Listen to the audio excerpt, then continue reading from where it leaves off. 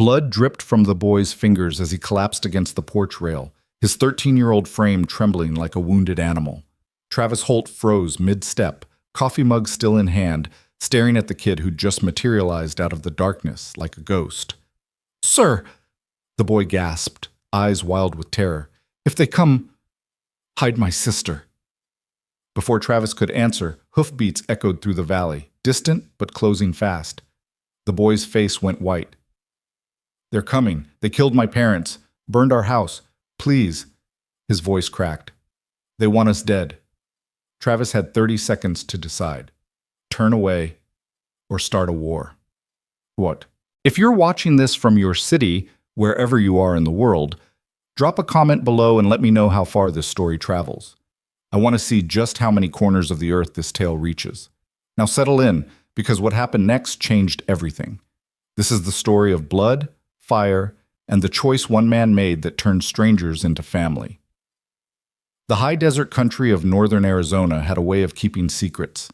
Travis Holt had learned that truth over 15 years of living alone in a ranch house tucked between two red rock ridges, where the nearest neighbor was 12 miles away, and the only regular visitors were coyotes and the occasional lost hiker.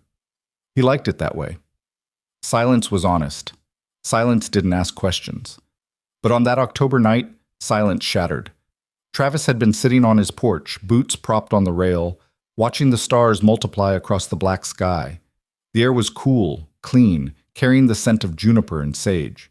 He'd just refilled his coffee when he heard it, a sound that didn't belong, a rustling in the scrub oak beyond the fence line. Then a whimper, soft and broken, like an injured animal. He stood slowly, setting his mug down on the weathered wood.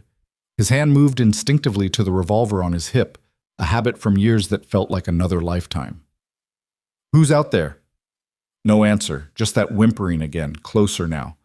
Travis stepped off the porch, his eyes adjusting to the darkness beyond the spill of light from his windows. "I said, who's out there? Show yourself or turn around." A figure stumbled into the light. Travis's breath caught. It was a boy, maybe 13, maybe younger, dressed in torn jeans and a blood-soaked t-shirt. His face was scratched, dirt-smeared, eyes huge with terror. He swayed on his feet, one hand pressed against his side where crimson seeped between his fingers. "Jesus Christ," Travis breathed, rushing forward. He caught the kid just as his legs gave out. "Easy, easy, I got you." The boy clutched at Travis's shirt with desperate strength. "Sir, please." His voice was barely a whisper, ragged and desperate. "If they come, hide my sister." "Your sister? Where is she?" "Trees. I left her in the trees." The boy's eyes rolled back and Travis felt him go limp. "Hey, stay with me." Travis gave him a gentle shake, but the kid was out cold. Blood was spreading across his shirt, too much blood. Travis scooped him up. He weighed nothing, all bones and fear, and carried him into the house, kicking the door wide. He laid the boy on the couch and grabbed a blanket, pressing it against the wound. It looked like a graze from a bullet, angry and bleeding, but not deep enough to kill if he could stop the blood loss. The boy's breathing was shallow, his skin cold. Travis's mind raced. Hide my sister. The kid had said his sister was in the trees, out there, alone. He couldn't leave this one to bleed out, but he couldn't leave a little girl alone in the dark either, not with whoever had done this still out there. Travis made a decision in the space of a heartbeat. He grabbed duct tape from the kitchen drawer and secured the blanket tightly around the boy's torso, crude but effective. Then he snatched his flashlight and rifle from the gun cabinet and headed back out into the night. "Little girl," he called into the darkness, trying to keep his voice calm, unthreatening. "Your brother sent me. My name's Travis. I'm here to help." Nothing. Just the whisper of wind through the scrub. He moved toward the tree line, scanning with the flashlight. "I know you're scared, sweetheart, but your brother's hurt bad. He needs you. I'm not going to hurt you, I promise." A tiny sob drifted from somewhere to his left. Travis turned, moving slowly, keeping the rifle lowered. "That's it, honey. Keep making noise so I can find you. You're safe now. I'm a friend, He found her wedged between two boulders beneath a twisted juniper, so small she'd practically disappeared into the shadows. She couldn't have been more than 7. A scrap of a thing with tangled brown hair and huge dark eyes that stared at him like a cornered rabbit. "Hey there," Travis said softly, crouching down and setting the rifle aside. "Your brother's inside my house. He told me to find you. My name's Travis." "What's yours?" The girl's lip trembled. Rosie. That's a real pretty name. Rosie, I need you to come with me, okay? Your brother needs help, and so do you. Are you hurt?" She shook her head, tears streaming down her dirty cheeks. "Good. That's real good." Travis held out his hand.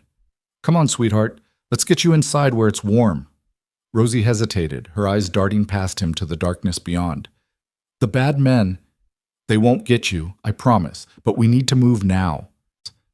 Something in his voice must have convinced her because she reached out and grabbed his hand with both of hers, tiny fingers ice cold and trembling. Travis scooped her up, grabbed his rifle, and headed back to the house at a near run. Inside, he set Rosie down on the armchair and checked on the boy. Still unconscious, but breathing steadier now. The bleeding had slowed. Travis grabbed another blanket and wrapped it around Rosie's shoulders.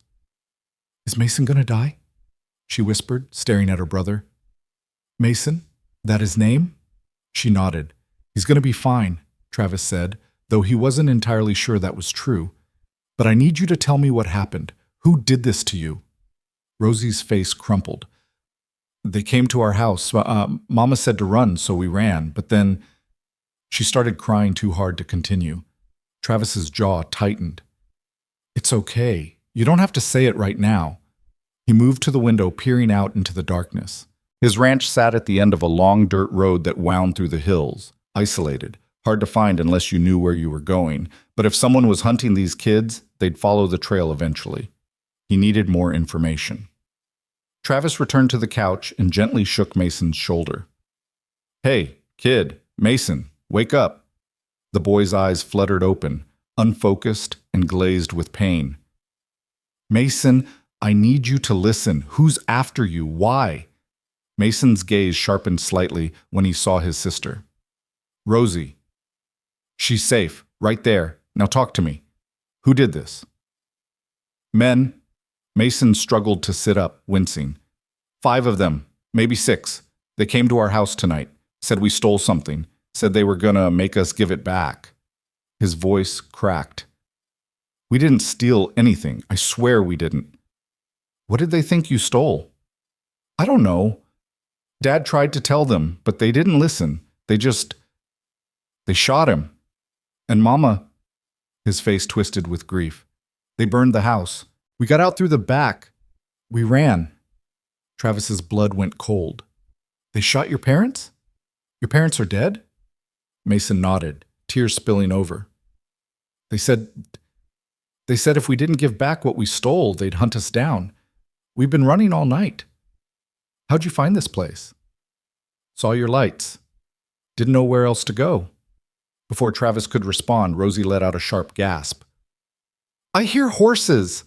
Travis's head snapped toward the window. Sure enough, the distant sound of hoofbeats was growing louder, coming up the road. Multiple riders, moving fast. "Get down!" Travis ordered, moving to the gun cabinet. He pulled out a shotgun, checked the load, then positioned himself by the window.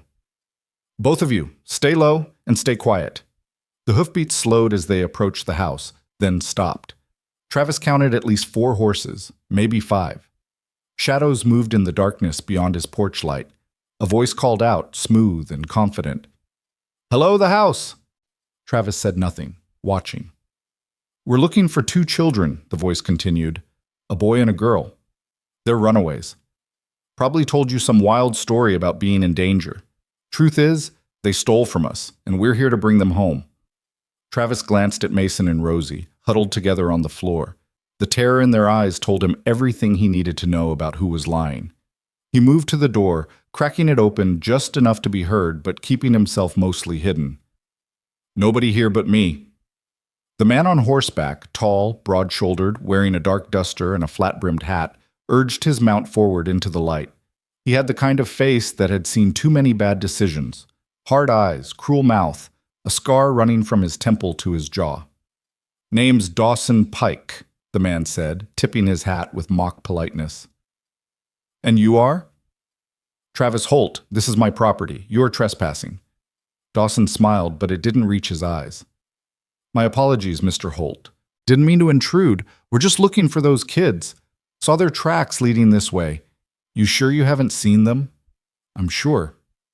Mind if we take a look around? Won't take but a minute. I mind. The smile faded. Mr. Holt, I'm trying to be civil here.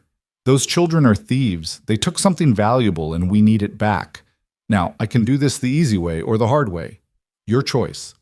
Travis stepped fully into the doorway now, shotgun visible but not raised. I told you, nobody here but me. Now get off my land. Dawson's eyes narrowed, scanning the house behind Travis. You're making a mistake.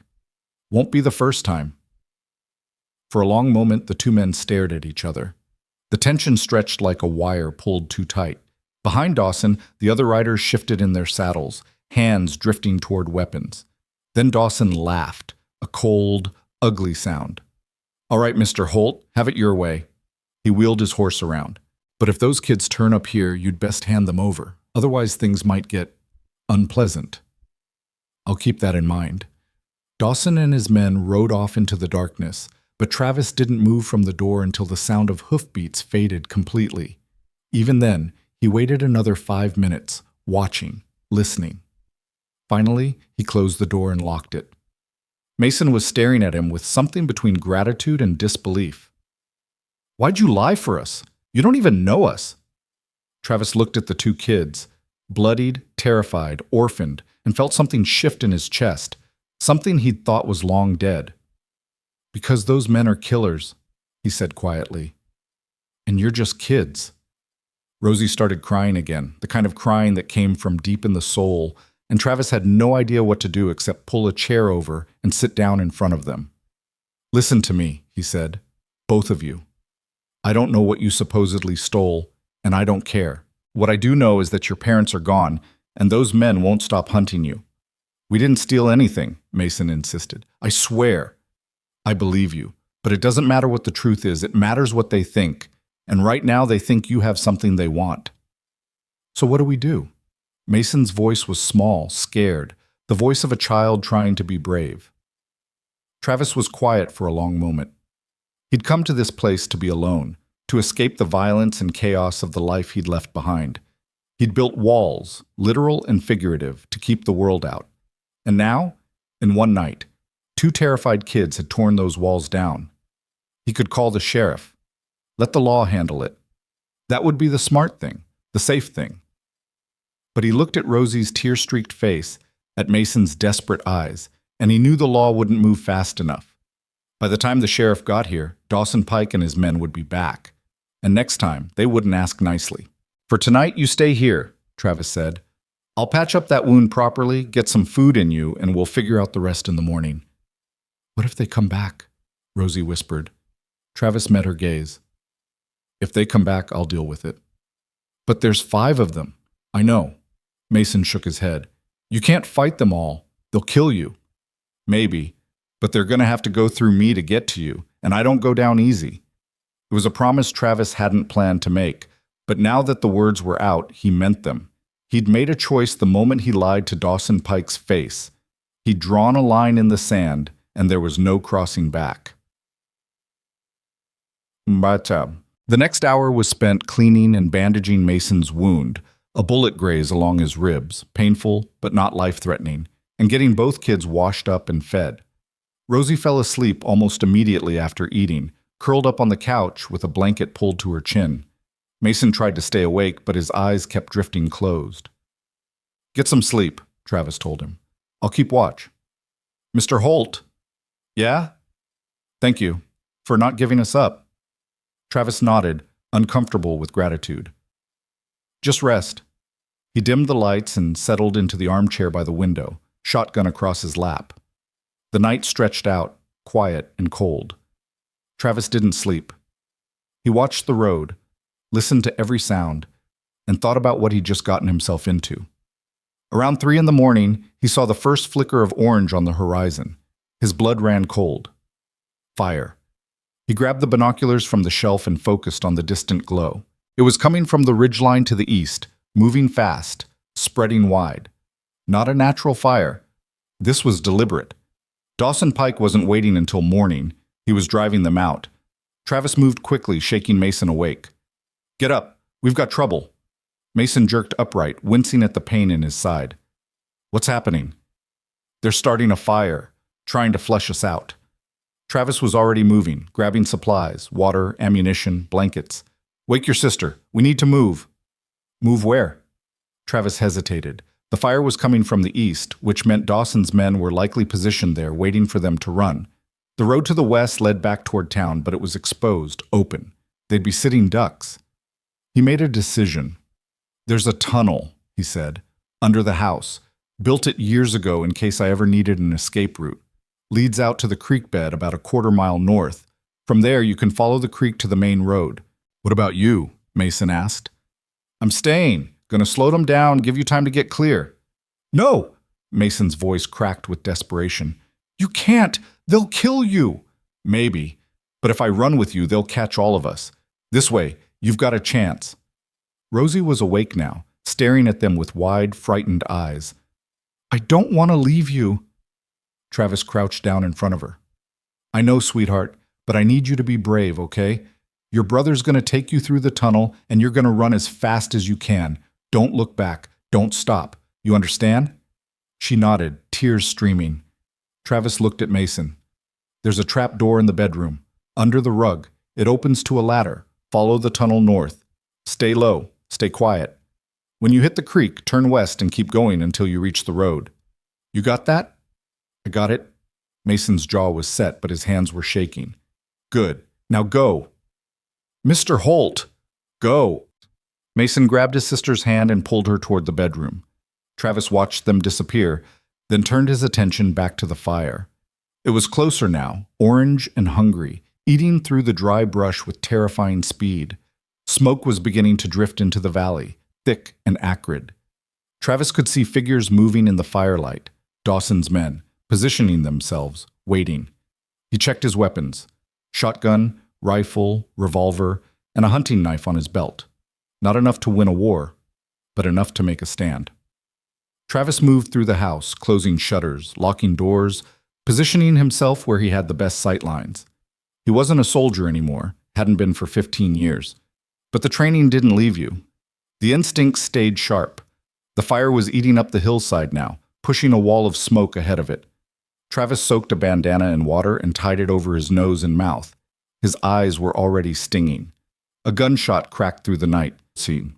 Travis dropped to the floor instinctively, rolling toward the window. Another shot, then another.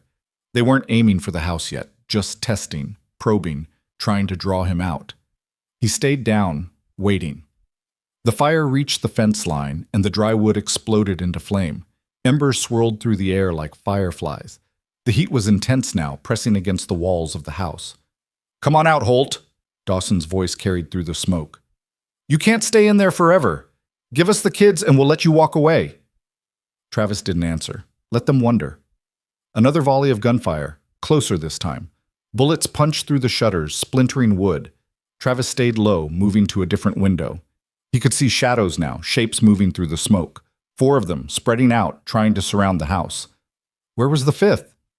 A crash from the back of the house answered his question. Travis spun, bringing the shotgun up just as a man burst through the back door, gun drawn. The man was young, maybe mid-20s, with wild eyes and a mean grin. "Gotcha!" the man snarled. Travis pulled the trigger. The shotgun roared and the man went down screaming, clutching his leg. Travis racked another shell, but the man was already scrambling back through the door, leaving a trail of blood. "One down," Travis muttered, but the distraction had cost him. Another window shattered, and bullets tore through the living room. Travis dove behind the couch, feeling the heat of rounds passing inches from his head. The smoke was getting thicker, filling the house, making it hard to see, hard to breathe. Travis's eyes watered, his lungs burned. He needed to end this fast or he was going to die in here. He crawled toward the window facing east, where the fire was brightest, and risked a glance. 2 men were advancing toward the house, using the smoke as cover. Travis lined up the rifle, exhaled, and squeezed the trigger. The first man dropped. The second dove for cover, returning fire. Bullets hammered the wall above Travis's head, showering him with splinters. He rolled away, came up in a crouch, and fired again. The man jerked and went still. "Two more," Travis whispered. But now the house was on fire. Flames were climbing the exterior walls, licking at the roof. The heat was unbearable, the smoke choking. Travis knew he had minutes, maybe less, before the whole structure came down. He had to trust that Mason and Rosie were in the tunnel by now, that they were moving, that they were safe. But then he heard it. A scream. High-pitched, terrified. Rosie. Travis's heart stopped. He spun toward the bedroom and saw the worst sight imaginable. A man, the fifth one, the one he'd lost track of, standing in the doorway with Rosie clutched against his chest, a gun pressed to her head. Behind him, Mason was on his knees, hands raised, blood running from a fresh cut on his forehead. The man grinned, teeth yellow in the firelight. "Drop the guns, old man, or I paint the walls with this little girl's brains." Travis froze. Every instinct screamed at him to shoot, to take the risk, but the man's finger was on the trigger and Rosie was sobbing, shaking, absolutely terrified. "Easy," Travis said, lowering the rifle slowly. "Easy. Don't hurt her." "I said drop them." Travis set the rifle on the floor, then the shotgun. He raised his hands. Okay, you got what you want." The man laughed. What I want is to blow your head off for killing my friends. But Mr. Pike, he wants those kids alive. So here's what's going to happen. You're going to walk out that door, get on your knees, and beg real nice. Then maybe, I'll let you live long enough to watch what we do to them." Travis's mind raced. The tunnel entrance was open behind them. They'd gotten that far before this bastard caught them. If he could get the man's attention, if he could buy just a few seconds. "You got kids?" Travis asked. The man blinked, thrown by the question. "What?" "I asked if you got kids. A family." "Shut up. Because if you do, you know what you're about to do. You know what line you're about to cross. And there ain't no coming back from it." "I said shut up." The man pressed the gun harder against Rosie's head, making her whimper. Travis kept his voice calm, steady. "That little girl never hurt nobody. Neither did her brother. They're orphans now because of you and your friends. Their parents are dead, their home is burned, and you're about to kill them because some rich man told you to. That the kind of man you want to be? You don't know nothing about me. I know you're scared, I can see it in your eyes. You didn't sign up to murder kids, but that's what this is, cold-blooded murder. And it'll haunt you every day for the rest of your life." The man's jaw tightened. His gun hand trembled, just slightly. "You walk away right now," Travis said quietly, "and you can still salvage something. You can still look at yourself in the mirror, but you pull that trigger and you're damned. Forever." Outside, the fire roared. The walls creaked and groaned. Smoke filled the room, thick and black. The man stared at Travis, then at Rosie, then at the gun in his hand. For a breathless moment, everything hung in balance. Then, slowly, the man lowered his weapon. "Screw this," he muttered. He shoved Rosie toward Mason and back toward the door. "Screw all of this." He disappeared into the smoke. Travis didn't wait. He grabbed the kids, pulled them toward the tunnel entrance. "Go! Now! Move!" Mason dropped through the trapdoor first, landing hard in the tunnel below. Travis lowered Rosie down, then followed, pulling the trapdoor shut just as the ceiling above exploded into flame. The tunnel was dark, cramped, smelling of earth and stone. Travis had dug it himself years ago, a paranoid precaution that now seemed like divine providence. He grabbed a flashlight from the wall hook and pushed the kids forward. "Run, don't stop!" They stumbled through the darkness, Mason half carrying Rosie, Travis bringing up the rear. Behind them, a deep rumble shook the earth as the house collapsed, burying the tunnel entrance under tons of burning debris. Travis's chest tightened, but he kept moving. The tunnel sloped downward, following the natural contour of the land, until finally they emerged into the cool night air beside the creek. Travis pulled them away from the entrance into the cover of trees and looked back. His house, everything he owned, was gone. A mountain of fire and smoke against the night sky, flames reaching toward the stars. 15 years of solitude, of carefully built peace, reduced to ashes in one night. But when he looked down at Mason and Rosie, huddled together and alive, he found he didn't regret a single moment. "Come on," he said softly. We need to keep moving. They followed the creek west, moving as fast as Rosie's little legs could manage. The sun was just beginning to lighten the eastern sky when they finally reached the main road. Travis flagged down the first vehicle he saw, a rancher heading into town, and convinced the man to drive them to the sheriff's office.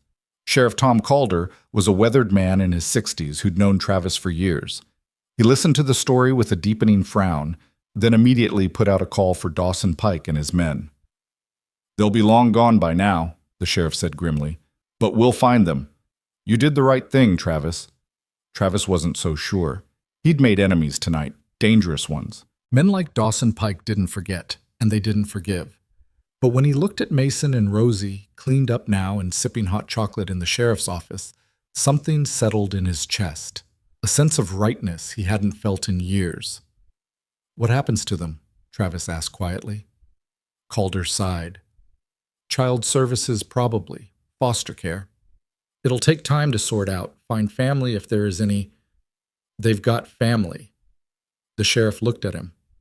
Yeah? Who? Travis met his gaze steadily. They've got me.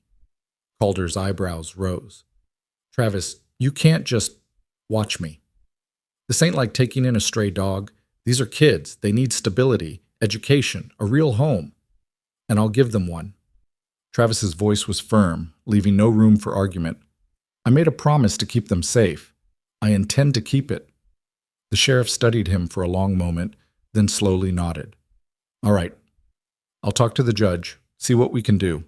But Travis, this changes everything. Your whole life. You ready for that? Travis looked at Mason and Rosie again. Mason was watching him with hope and fear warring in his eyes.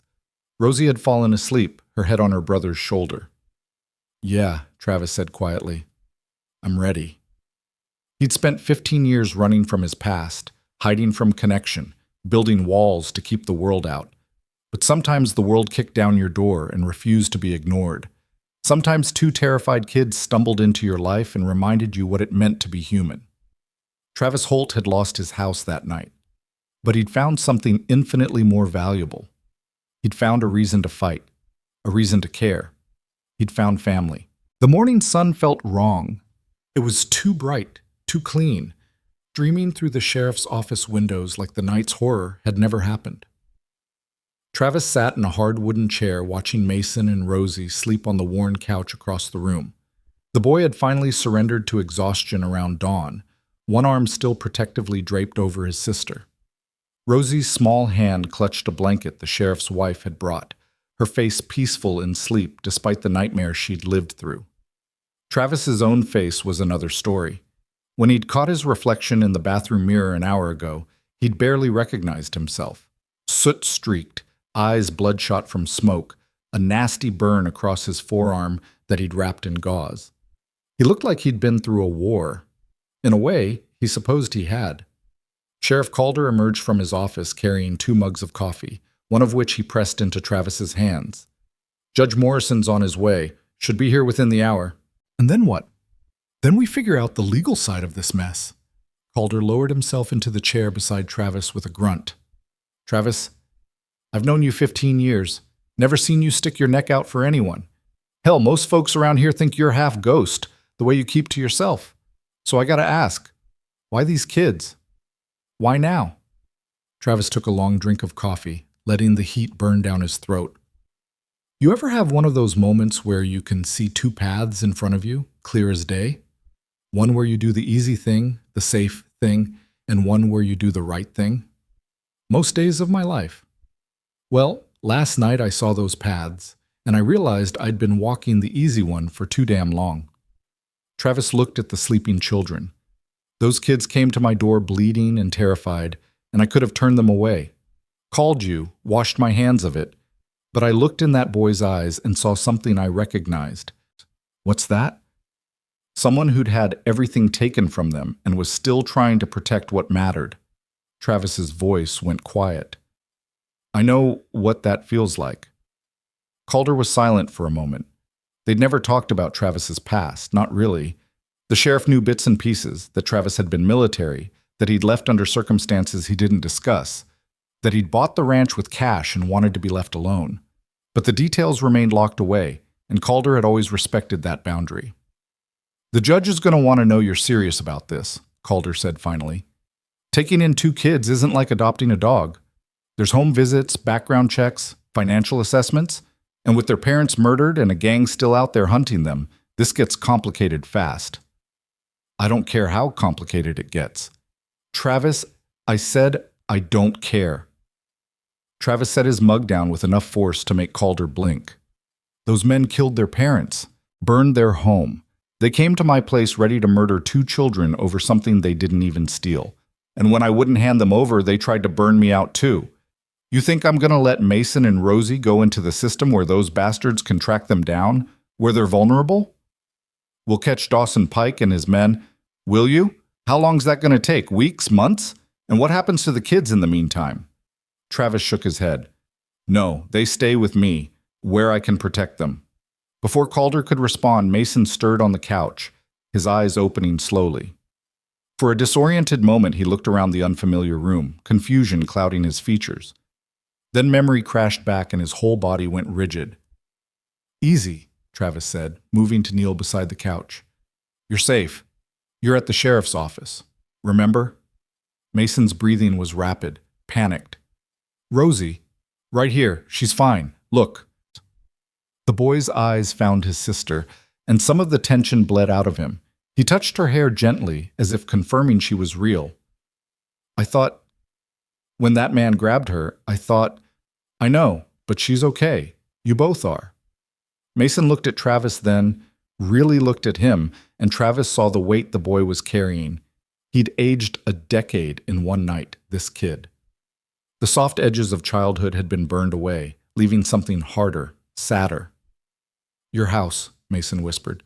"It's gone because of us." "Because of them, not you.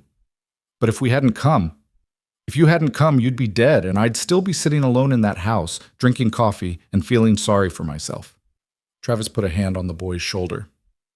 "You gave me something to fight for, Mason. First time in a long time I felt like I mattered, like what I did made a difference." Mason's eyes filled with tears. "I don't know what to say." "Don't say anything. Just rest. Let the grown-ups handle things for a while." But Mason shook his head. "I can't just rest. Those men are still out there. What if they come back? What if they hurt someone else?" "We're going to catch them," Calder said, joining them. "I've got deputies out looking right now, and I've contacted the state police. Dawson Pike and his crew won't get far." "You don't understand." Mason's voice cracked. "They're not just some random thugs. Mr. Pike works for someone with money and power." Travis and Calder exchanged glances. "Who?" Travis asked.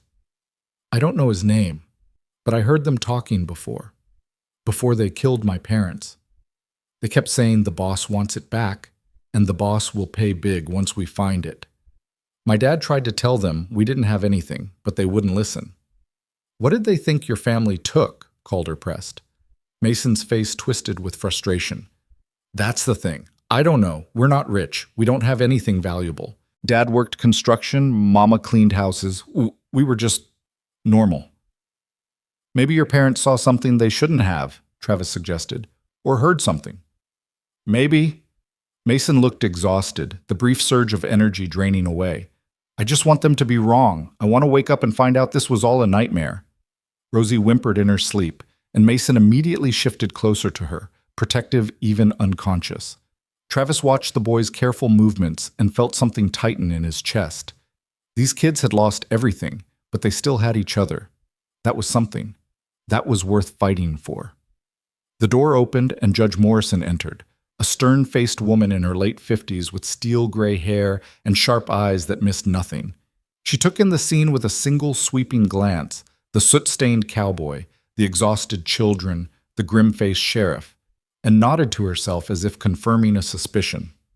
"Tom," she greeted Calder, "I got your call. Sounds like we've had quite a night." "That's putting it mildly, Your Honor." Morrison pulled up a chair and sat down, her attention settling on Travis. "Mr. Holt, the sheriff tells me you're interested in taking custody of these children." "That's right." "You understand this isn't a temporary arrangement we're discussing? If I grant you emergency custody, you're responsible for their welfare, their education, their medical care, everything until a more permanent solution can be found or until they come of age. I understand. Do you? Morrison's gaze was piercing. You live alone, Mr. Holt. You have no experience with children. Your home, she paused delicately, is currently a pile of ash. You're asking me to place two traumatized children in your care when you have no home, no visible means to support them, and no relevant experience. Why should I approve this? Travis met her stare without flinching. Because I'm the only one who kept them alive last night. Because when 5 armed men came to take them, I said no. Because those kids need someone who'll fight for them, not someone who'll shuffle them through the system and hope for the best. Fighting for them and providing for them are two different things. I can do both. Can you? What about money? How will you rebuild? Where will they live? I've got savings, insurance on the house, and there's temporary housing I can rent in town until I rebuild. Morrison shook her head. That's not good enough. These children need stability, Mr. Holt, not a man camping out in a rental while he figures out his next move. Travis felt frustration building. With respect, Your Honor, what they need is to be alive. And as long as Dawson Pike and his men are out there, the safest place for them is with me. The safest place for them is in protective custody with trained professionals. No. The word came out harder than Travis intended, and Morrison's eyebrows rose. He forced himself to stay calm. Those trained professionals can't protect them 24 hours a day. They can't watch every door, every window. Pike's boss, whoever he is, has money and resources. He'll find them. And when he does, some social worker with pepper spray isn't going to stop him. And you will? Yes. The certainty in his voice made Morrison pause. She studied him for a long moment, then turned to Mason, who'd been listening with wide, anxious eyes. Young man, what's your name? Mason, ma'am. Mason Fletcher. Mason, do you want to stay with Mr. Holt? Mason glanced at Travis, then back at the judge. Yes, ma'am, he saved our lives. That doesn't mean he's equipped to care for you long term. I don't care about long term. Mason's voice strengthened. I care about staying alive, and Mr. Holt is the only person who's proven he can keep us safe. Morrison sighed and stood, pacing to the window. She stared out at the quiet street, arms crossed, clearly weighing her options. The room held its breath. I'm going to grant temporary emergency custody, she said finally, not turning around. 30 days. In that time, Mr. Holt, you will find suitable housing. You will register the children for school, you will submit to home visits and background checks, and you will demonstrate that you can provide a stable environment. If at any point I feel these conditions aren't being met, I will remove the children from your care. Is that understood? Relief flooded through Travis. Yes, Your Honor. Thank you. Don't thank me yet. This is the easy part. Actually raising children, that's where it gets hard. Morrison turned to face him. One more thing. I'm appointing a caseworker to check in weekly. Her name is Mrs. Patricia Chen. She's thorough, she's skeptical, and she doesn't suffer fools. You'll need to convince her, not just me. I will. Morrison gathered her briefcase and headed for the door, pausing at the threshold. Mr. Holt, those children have been through hell. They're going to have nightmares, behavioral issues, trust problems. You're going to need patience and compassion, not just protection. Can you give them that? Travis looked at Mason and Rosie. The boy was holding his sister's hand, both of them watching him with desperate hope in their eyes. Kids who'd lost everything and were trying so hard to be brave. I can try, Travis said quietly. That's all I can promise, but I'll try with everything I've got. Morrison nodded slowly. Then I wish you luck. You're going to need it. After the judge left, Calder helped Travis arrange temporary housing. There was a small ranch-style house on the edge of town, owned by a widow who'd moved to Phoenix to be near her daughter. She was willing to rent it month to month, furnished for a price Travis could manage. It wasn't much. 3 bedrooms, 1 bathroom, kitchen, barely big enough to turn around in, but it was clean and safe and had a fenced yard. They moved in that afternoon. Travis had nothing to move except the clothes on his back and the weapons he'd grabbed during the escape. Everything else, photos, books, the furniture he'd built with his own hands, was gone. 15 years of life reduced to memories, But when Mason and Rosie walked through the door of their temporary home, their faces lit up with something Travis hadn't seen yet: relief, maybe even happiness. "We each get our own room?" Rosie asked, peering into the bedrooms with wonder. "You do," Travis confirmed. "Pick whichever one you want." She chose the smallest one, with yellow wallpaper and a window facing the backyard. Mason took the room next to hers, and Travis claimed the master bedroom, though he had a feeling he'd be spending most nights on the couch anyway, too wired to sleep far from the front door. That first night was awkward. Travis had no idea what to feed children, so he'd ordered pizza. They ate in silence around the small kitchen table, the weight of everything that had happened pressing down on them. Rosie barely touched her food. Mason forced down a few bites, but Travis could see he was struggling. "You don't have to eat if you're not hungry," Travis said gently.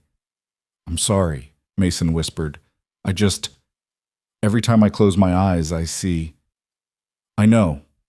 Travis did know. He'd been there too, years ago, watching things burn that couldn't be unburned, losing people who couldn't be brought back. "It's going to take time, but it will get easier."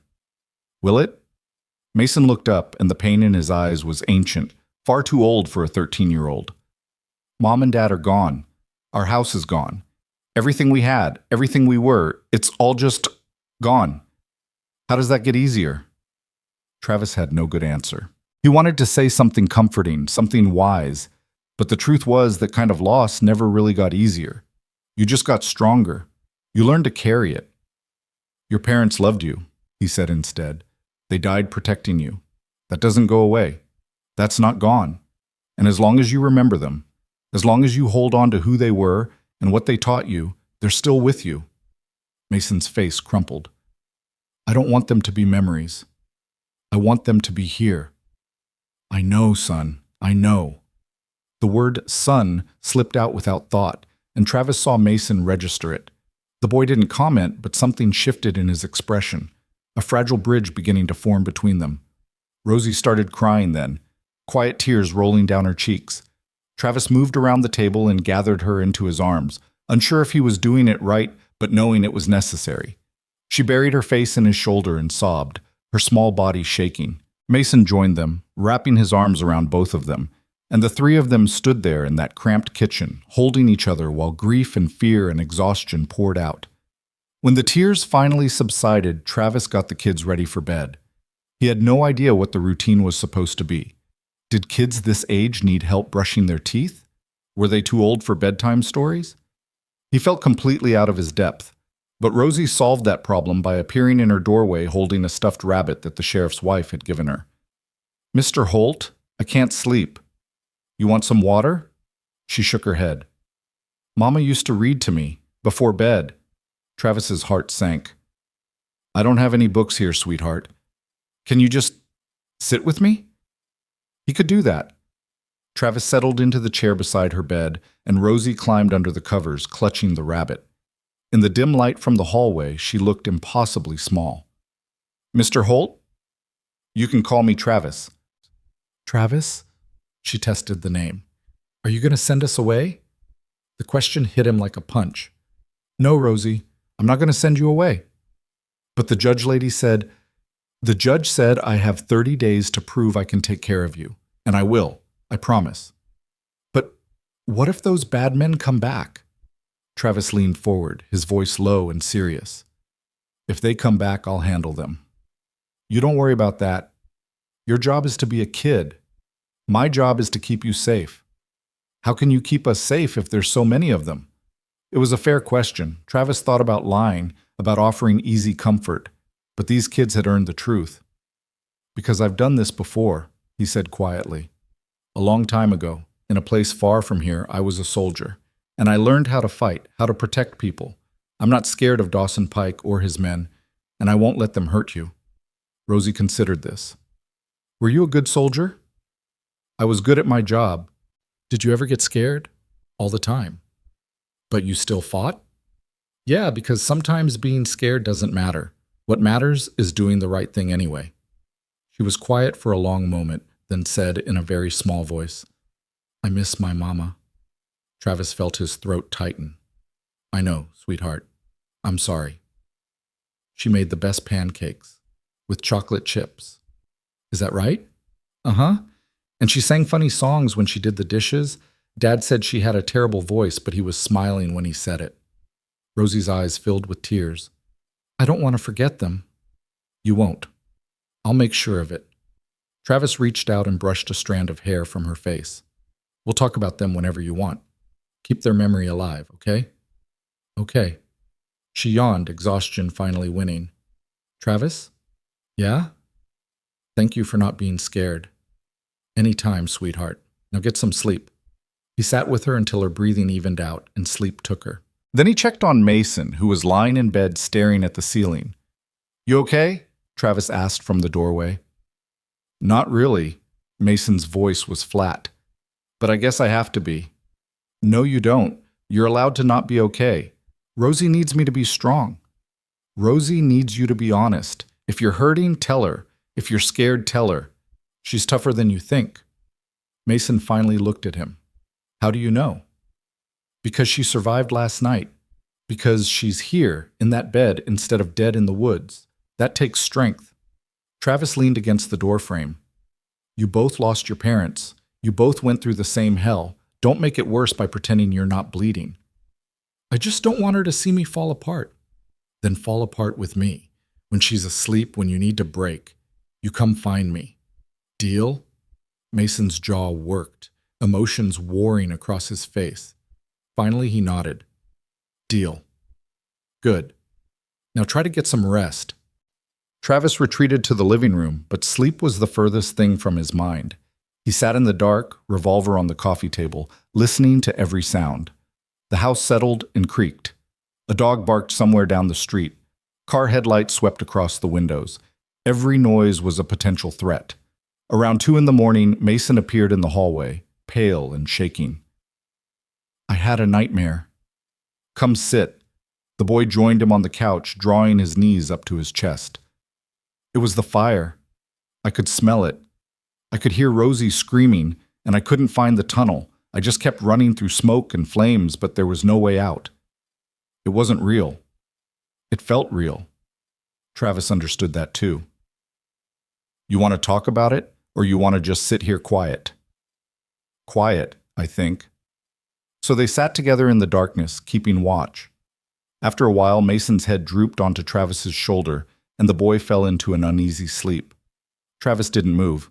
He just sat there, this broken cowboy and this orphaned child, finding something like comfort in shared silence. The next few days were a blur of activity. Travis met with Mrs. Chen, the caseworker Judge Morrison had assigned. She was a petite Chinese-American woman in her 40s with shrewd eyes and a no-nonsense demeanor that reminded Travis of his old drill sergeant. She inspected the rental house, interviewed the children separately, and grilled Travis on everything from his financial situation to his plans for their education. Nothing escaped her notice. Not the lack of child-appropriate food in the kitchen, not the fact that Rosie's bedroom had no toys, not the dark circles under Mason's eyes that suggested nightmares were still plaguing him. This is barely adequate, she informed Travis after her first visit. Those children need routine, structure, normalcy. Right now, you're operating in crisis mode. That's understandable given the circumstances, but it can't continue. What do you suggest? Mrs. Chen pulled out a notebook and began listing items with the efficiency of a general planning a campaign. First, proper beds and furniture for the children's rooms. Second, age-appropriate activities and toys. Third, enrollment in school. I've already contacted the local middle and elementary schools. Fourth, counseling. Both children need trauma therapy. Fifth, a regular schedule, meals at set times, bedtime routine, chores to give them a sense of normalcy and purpose. Travis's head was spinning. That's a lot. Welcome to parenthood, Mr. Holt. It's all a lot, all the time. Her expression softened slightly. But you're not alone. I'll help you navigate the systems, connect you with resources. The question is, are you committed to doing the work? Yes. Good, because those kids in there deserve someone who won't give up on them. She closed her notebook. I'll be back in 3 days. I expect to see progress. After she left, Travis sat down with Mason and Rosie and explained what needed to happen. School, therapy, routines. Mason's response was immediate. I'm not going to therapy. It's not optional. I don't need some stranger asking me how I feel. I know how I feel, angry and sad and scared. Talking about it won't change anything. Maybe not, but holding it in will make it worse. You don't know that. Travis met the boy's defiant gaze. Yeah, I do. Because I tried it your way for 15 years, didn't talk to anyone, didn't deal with my ghosts, just buried it all and hoped it would go away. And you know what? It didn't. It just festered until I couldn't stand being around people anymore. Mason's anger deflated slightly. What happened to you before the ranch? Travis hesitated. He'd never told anyone the full story, but if he was asking these kids to trust him, maybe it was time to give something back. I was in the Marines, he said slowly. Did 3 tours overseas, saw things, did things that don't leave you, lost friends, good men. He paused, the memories sharp even after all these years. When I came home, everyone expected me to just go back to normal, get a job, have a family, pretend like nothing had changed. But I had changed, and I couldn't figure out how to live in a world that felt safe when I knew how fragile safety really was. Rosie was watching him with solemn eyes. Is that why you live alone? Was. Past tense. Travis looked at both of them. I'm not alone anymore, and neither are you. But Mason's right about one thing. Talking doesn't fix everything. Sometimes you've got to feel the bad stuff before you can get past it. Therapy just gives you tools to do that without destroying yourself in the process. Mason was quiet for a long time. Then, reluctantly, okay, I'll try it. But if it's stupid, I'm done. Fair enough. They started school the following Monday. Travis drove them in the old pickup truck he'd borrowed from Sheriff Calder, watching their nervous faces in the rearview mirror. Mason stared out the window, jaw clenched. Rosie clutched her new backpack like a shield. You gonna be okay? Travis asked as they pulled into the elementary school parking lot. Rosie nodded, but her eyes were wide with anxiety. What if the other kids ask about my parents? Tell them the truth, or tell them you don't want to talk about it. Either way is fine. What if they're mean? Then you tell the teacher, and you tell me, and we'll handle it. He turned to face her. Rosie, you're one of the bravest people I know. You survived something most adults couldn't handle. Whatever happens today, you can handle it too. She gave him a tremulous smile and climbed out of the truck. Travis watched her walk into the building, so small among the other children, and felt his heart clench. Mason's school was next. The middle school was bigger, louder, full of teenagers who seemed impossibly confident and loud. Mason looked like he wanted to run. You need me to walk you in? Travis offered. No, I'm not a baby. But Mason didn't move. It's okay to be nervous. I'm not nervous, I'm just... Mason trailed off, staring at the building. What if I can't do this? What if I fall apart in class or have a nightmare during lunch? Or then you go to the office and call me. I'll come get you. No questions asked. Really? Really?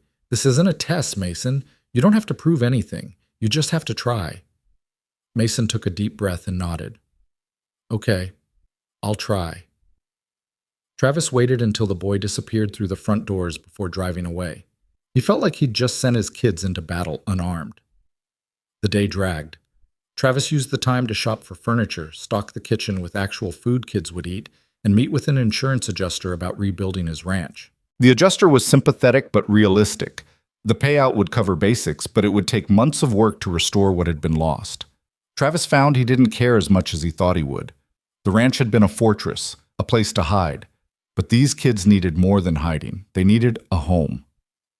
When he picked up Rosie that afternoon, she came running out with a drawing clutched in her hand.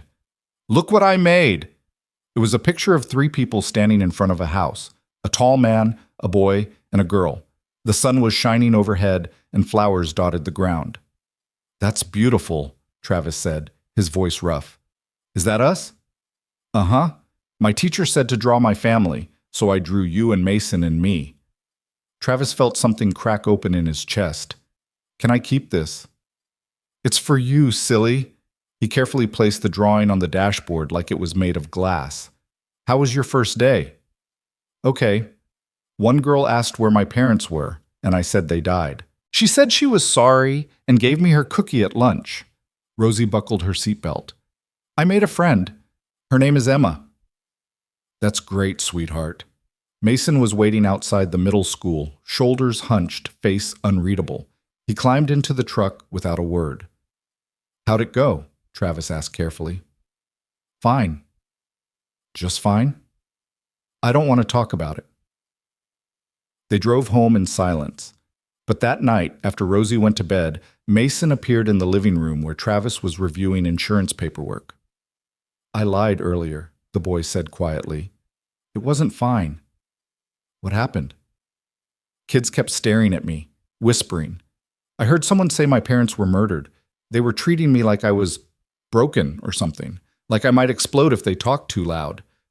Mason's hands were shaking. And the worst part is, they're not wrong. I am broken. Travis set down his papers. You're not broken, you're hurt. There's a difference. Is there? Yeah. Broken means you can't be fixed. Hurt means you're healing. Travis gestured to the couch. Sit down. I want to tell you something. Mason sat, wary but listening. When I came back from the war, Travis began, I thought I was broken too. I had nightmares every night. Couldn't handle crowds, jumped at loud noises.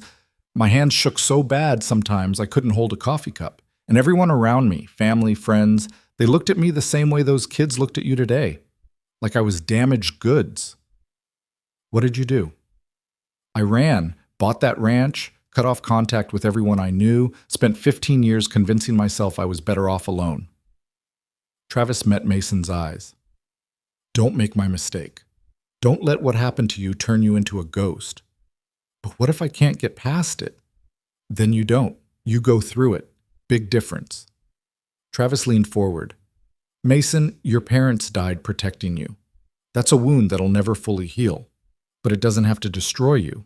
You can carry it and still live, still laugh, still have friends and dreams and a future. The scar becomes part of you, but it doesn't have to be all of you. Mason's eyes were wet. How do I do that?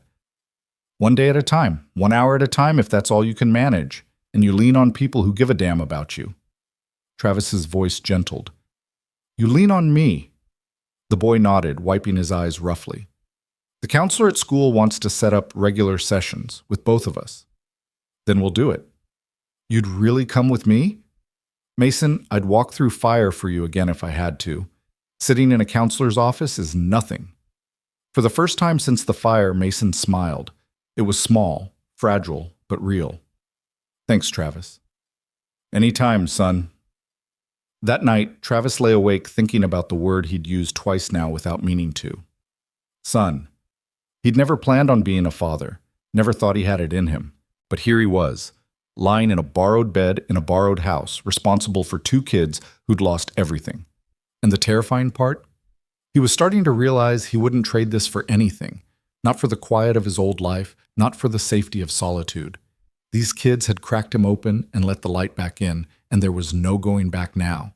They were his family, and he'd fight heaven and hell to keep them safe. The weeks that followed fell into a rhythm that surprised Travis with its normalcy.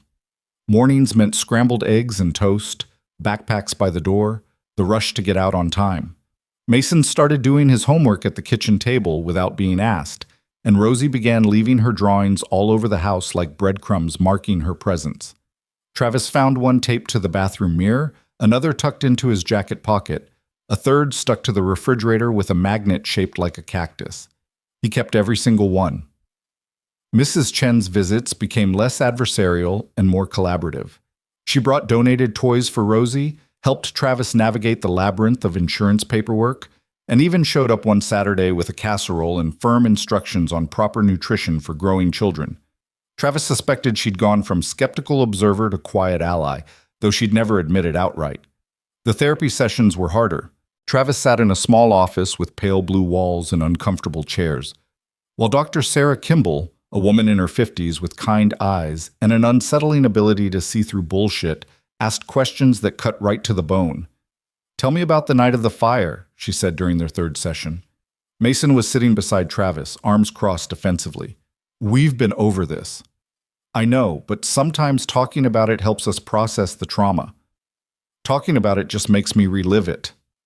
Dr. Kimball nodded as if this was perfectly reasonable. That's fair. What if instead of talking about what happened, we talk about how you're handling it now? The nightmares you mentioned, are they getting better or worse? Mason hesitated, glancing at Travis. About the same. And the flashbacks? You said loud noises sometimes trigger memories of the gunfire. Yeah. The boy's voice went quiet. Yesterday, someone slammed a locker at school and I hit the ground. Everyone stared. It was humiliating. Travis felt a pang of recognition. He'd done the same thing countless times in those first years back from deployment. Car backfiring, door slamming, any sudden noise that sounded like gunfire. The body remembered even when the mind knew better. That's not humiliating, Dr. Kimball said gently. That's your nervous system trying to protect you. Your brain experienced a life-threatening situation, and now it's hypervigilant, scanning for danger even when you're safe. So I'm broken. No, you're responding normally to an abnormal situation. She leaned forward. Mason, you survived something most people never have to face. Your body and mind are doing exactly what they're supposed to do, trying to keep you alive. The work we do here is about teaching them that you're safe now, that the threat has passed. But what if it hasn't? What if those men come back? Travis spoke up then. They won't get to you. You can't promise that. I can, and I do. Travis's voice was steel. I've been checking in with Sheriff Calder twice a week. They've got alerts out across 3 states. Pike and his men are in the wind, but eventually they'll surface, and when they do, the law will handle them. Dr. Kimball watched this exchange with interest. Travis, how are you sleeping? The question caught him off guard. Fine. Really? Because Mason mentioned you spend most nights on the couch with a gun nearby. Travis shot the boy a look, but Mason just shrugged. She asked. I'm being cautious, Travis said. There's a difference between that and not sleeping. Is there? When did you last sleep through the night without waking to check the locks? Travis didn't answer. The truth was he couldn't remember. Every night was the same. An hour or two of uneasy sleep, then jolting awake to make his rounds. Check the doors, check the windows, verify the kids were still breathing in their beds. Only then could he close his eyes again, and even that felt dangerous. You're both carrying the same weight, Dr. Kimball observed. The hypervigilance, the protective instinct, the inability to truly relax. Mason, you're mirroring Travis's behavior because he's modeling it for you. So what? I should just stop caring about keeping them safe? Travis's voice had an edge now. No, I'm saying you need to find balance. Being prepared is smart. Living in constant fight or flight mode is unsustainable. She turned to Mason. And you need to learn that you're allowed to be a kid again. The responsibility for your safety isn't on your shoulders anymore. That's what having Travis means. You get to let someone else stand watch. Mason looked skeptical but didn't argue. Travis rubbed his face, exhaustion seeping through. The doctor was right, of course. He was running himself into the ground and the kids were picking up on it. I'll try to ease up, he said finally. Good. And Mason, I want you to try something this week. When you have a nightmare or a flashback, instead of trying to tough it out alone, I want you to tell Travis. Let him help you through it. That feels weak. It's the opposite of weak. It takes courage to ask for help. Dr. Kimball made a note in her file. We'll continue this next week. In the meantime, both of you need to remember, healing isn't linear. You'll have good days and bad days. The goal isn't to forget what happened. It's to learn to live with it. That night, Travis made spaghetti for dinner and managed not to burn it, which felt like a minor victory. Rosie chattered about her day at school, something about a class hamster and a boy named Tyler who ate paste. Mason was quieter, pushing food around his plate. You okay? Travis asked. Just thinking about what Dr. Kimball said, about letting you help. And? Mason set down his fork. I don't know how to do that. I've been the one looking after Rosie since Mom and Dad, since it happened. I'm supposed to be the strong one. You can be strong and still need help. Those aren't mutually exclusive. But what if I break down and Rosie sees? What if she thinks, Rosie sees more than you think? Travis nodded toward the little girl who was watching her brother with worried eyes. She knows you're hurting. Hiding it doesn't protect her. It just teaches her to hide her own pain. Rosie spoke up then, her voice small but clear. Mason, you cry at night. I hear you through the wall. Mason's face went red. Rosie, it's okay that you're sad. I'm sad too, but you don't have to pretend for me. She reached across the table and grabbed his hand. We can be sad together. Travis watched Mason's defenses crumble, watched the boy's eyes fill with tears he'd been holding back for weeks. And then Mason was crying in earnest, shoulders shaking, while Rosie climbed out of her chair and wrapped her arms around him. Travis gave them a moment, then joined the embrace, holding both kids while they grieved. It felt awkward and necessary, and somehow right. This was what family looked like, he realized. Not perfection, but presence. Not having all the answers, but showing up anyway. Later, after the kids were in bed, Travis sat on the porch with a cup of coffee and stared at the stars. The night was cool and clear, the kind of desert evening he'd always loved. But tonight, he couldn't relax into it. Something felt off, a prickling at the back of his neck that his Marine training had taught him never to ignore. He scanned the street, the neighboring houses, the dark spaces between streetlights. Nothing moved. No cars, no pedestrians, no obvious threats. But the feeling persisted. Travis went inside and checked on the kids, both sleeping soundly. He locked the doors, checked the windows, then positioned himself in the armchair with a clear view of the front entrance. The revolver sat within easy reach on the side table. Around midnight, his phone buzzed. Sheriff Calder. Travis, we got a hit on one of Pike's men. Guy named Russell Webb. Stopped for a broken taillight 2 hours outside Flagstaff. Deputy ran his ID and it popped on our alert. Took him into custody. Travis sat up straighter. You talking? Not yet, but we're working on it. Thought you should know. Thanks, Tom. Travis paused. What about the others? No sign yet, but if Webb gives them up, we'll have them in custody by morning. After hanging up, Travis allowed himself a moment of hope. If they caught the whole gang, if Dawson Pike was behind bars, maybe the kids could finally be safe. Maybe they could all breathe again. But that nagging feeling wouldn't leave him. The next morning brought news that killed his optimism. Russell Webb had been found dead in his holding cell, an apparent suicide by hanging.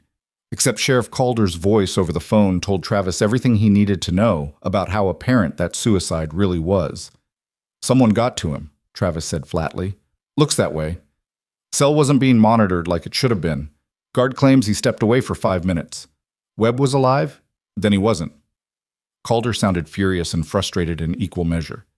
This is bigger than we thought, Travis. Whoever Pike works for, they've got reach, resources. They silenced Webb before he could talk. Which means they're still out there, still looking. Yeah, I'm sorry. Travis glanced toward the kitchen where Mason and Rosie were eating breakfast, oblivious to the conversation. We need to change the plan. This house is too exposed, too easy to find. I need to get the kids somewhere safer. Where? A safe house? No, somewhere off the grid, somewhere they won't think to look. He spent the next 2 days making arrangements.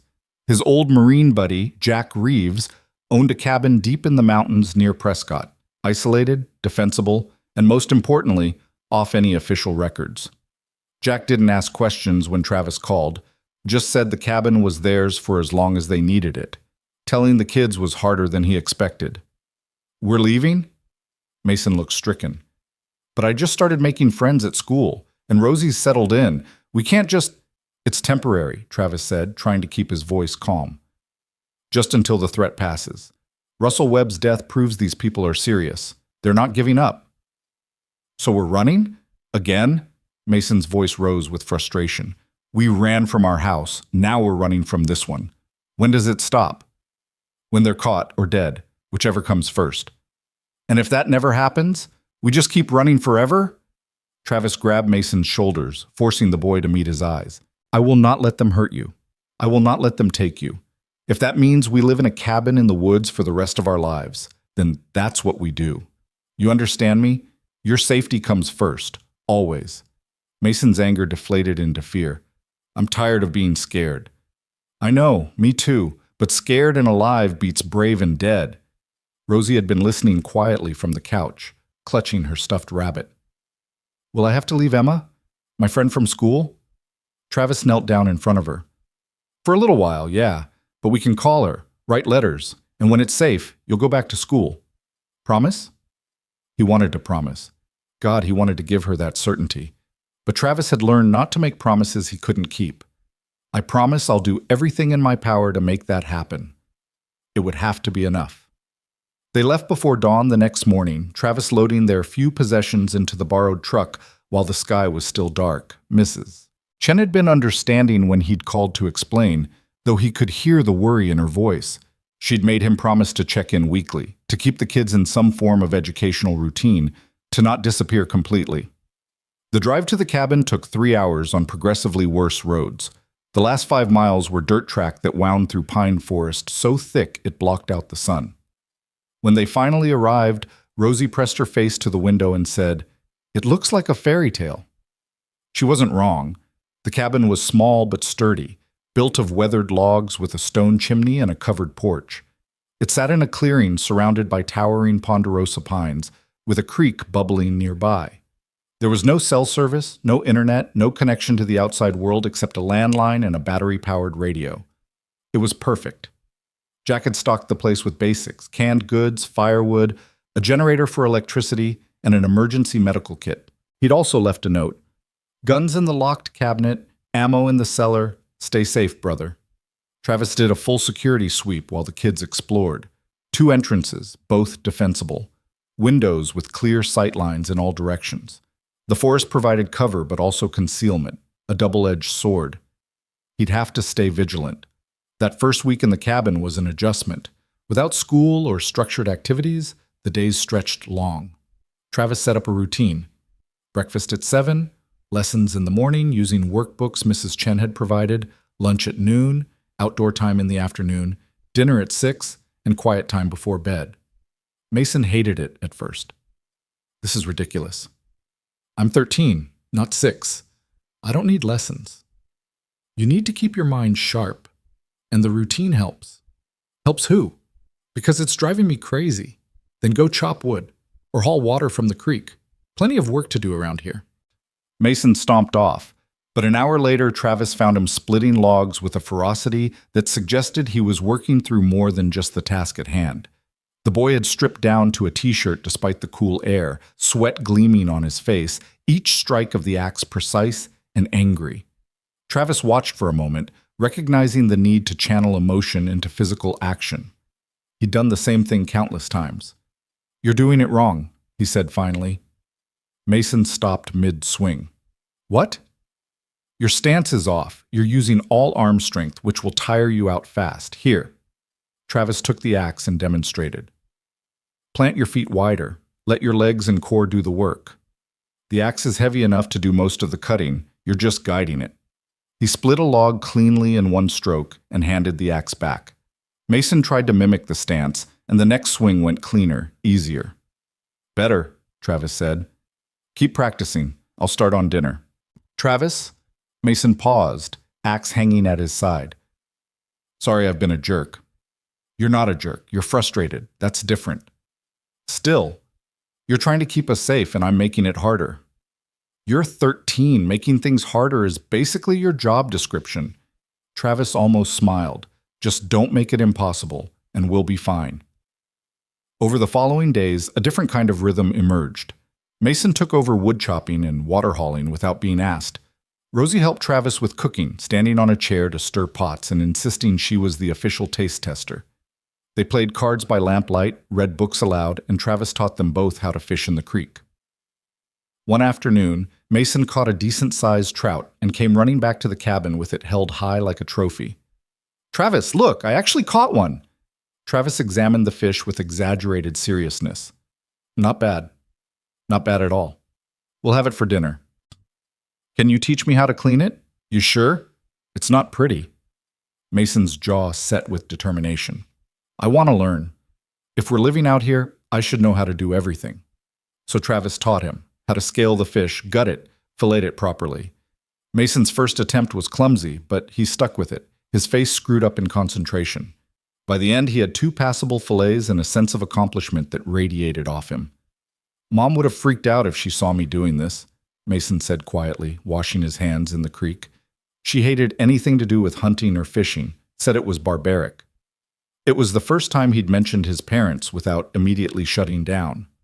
Travis took that as a good sign. What would your dad have said? Dad? Mason smiled slightly. He would have high-fived me and then told me not to tell Mom. He used to take me fishing sometimes when she wasn't around. Said every man should know how to provide for himself. The smile faded. I miss him. I miss them both. Tell me about them. What were they like? Mason was quiet for a long moment, staring at the water rushing over rocks.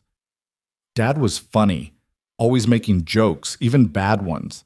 Mom said he could make a funeral feel like a party. And Mom, she was strong. Not physically, but like emotionally. She never backed down from anything. When Dad lost his job 2 years ago, she's the one who held everything together. Worked 2 jobs, kept us fed, never complained.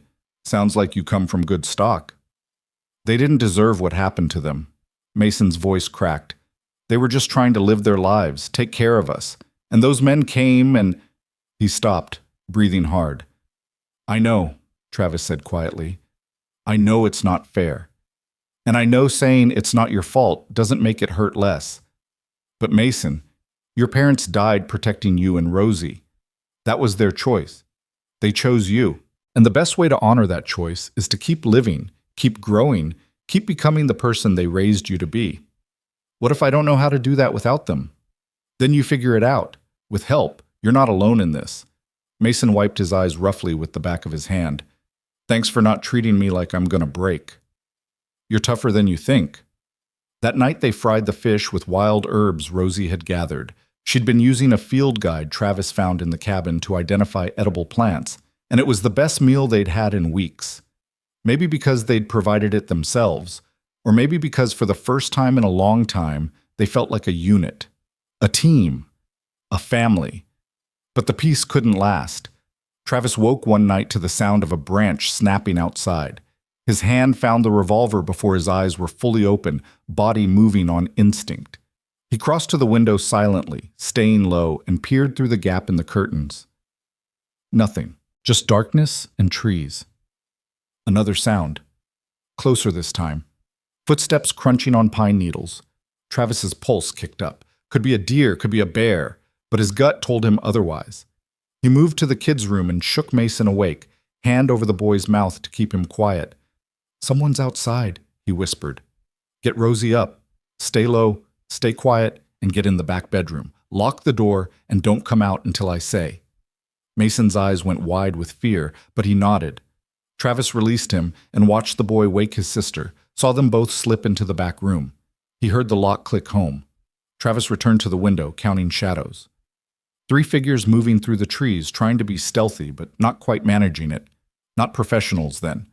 Or maybe just overconfident. His phone had no signal here, so calling for help wasn't an option. Jack's cabin was miles from any neighbor. Whatever happened next, Travis was on his own. He checked his weapons. Revolver with 6 rounds, hunting rifle with 8, shotgun with 4. Not an arsenal, but enough if he was smart about it. The front door was solid, but the windows were vulnerable. Travis grabbed the hunting rifle and positioned himself where he could cover the main room. He waited, counting seconds, listening. A voice called out from the darkness.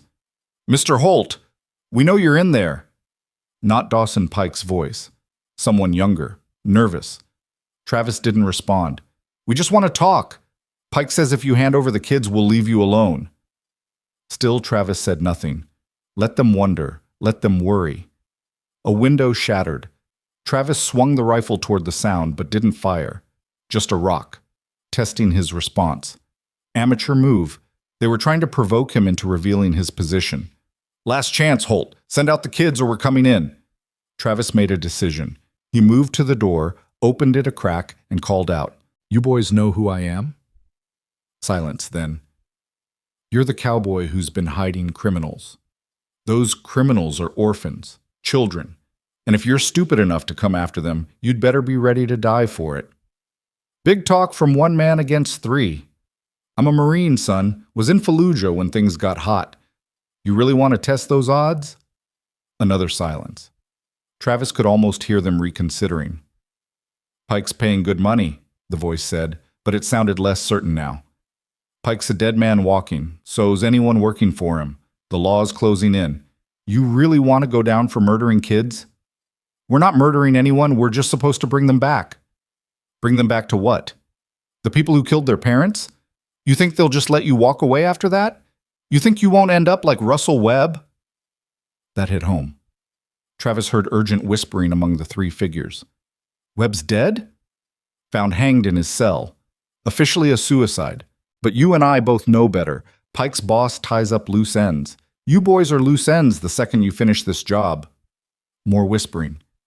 Then the voice again, shakier now. How do we know you're telling the truth? Call Pike. Ask him about Webb. See what he says. Travis took a gamble. Or better yet, walk away right now. Forget you found us. Go home. You're young enough to still have a future. Don't throw it away for blood money. The longest silence yet. Travis's fingers stayed on the trigger, ready for whatever came next. Then, incredibly, he heard footsteps retreating. The three shadows melted back into the forest, moving fast. Engine sounds in the distance, fading. Travis didn't move for another 10 minutes, making sure it wasn't a trick. Only when he was certain they were gone did he lower the rifle and return to the kids' room. They're gone, he said through the door. Mason unlocked it immediately. Rosie clutched against his chest. Both looked terrified. Are they coming back? Mason asked. No, I don't think so. Travis sat down on the edge of the bed, suddenly exhausted. They were just hired muscle, scared kids themselves, really. They won't risk it again. But Pike knows where we are now. Maybe. Or maybe those boys were just lucky. Either way, we're not safe here anymore. Rosie started crying, and Travis pulled her into his lap. I'm tired of running, she sobbed. I want to stay somewhere. I want a real home. Travis's heart broke a little. I know, sweetheart. I know. When does it end? Mason's voice was raw. When do we get to stop being scared? Travis looked at both of them. These kids who'd been through hell and were still standing, still fighting, still hoping for something better. And he made a decision. It ends now, he said quietly. What? We're done running, done hiding. Tomorrow we go back to town and we face this head on. Travis, that's crazy. Pike and his boss have been hunting you because they think you're weak, vulnerable, but you're not. And neither am I. Travis's voice hardened with resolve. We go back. I rebuild the ranch. You two go back to school. We live our lives. And if Pike comes, we'll be ready. You really think we can do that? Mason looked skeptical but hopeful. I think we don't have a choice. You can't heal if you're constantly running. Can't build a life if you're always afraid to put down roots. Travis met the boy's eyes. Your parents died so you could live. Really live. Not just survive. It's time we started honoring that. Rosie wiped her nose on her sleeve. What if the bad men come? Then I'll deal with them, like I always do. But this time we'll be on our terms, our ground. No more running. Mason thought about it, then slowly nodded. Okay, let's go home. The word hung in the air between them. Home. Not the cabin, not the rental house. Home meant the ranch, or what would be the ranch once they rebuilt it. Home meant the place where they chose to stand and fight. They packed at first light, loaded the truck, and started the long drive back to town.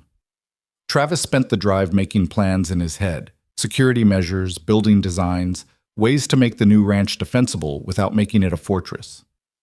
The kids dozed in the back seat, exhausted from their sleepless night. When they pulled into town around noon, Sheriff Calder was waiting at the rental house with news. They'd arrested 2 of the 3 men who'd come to the cabin.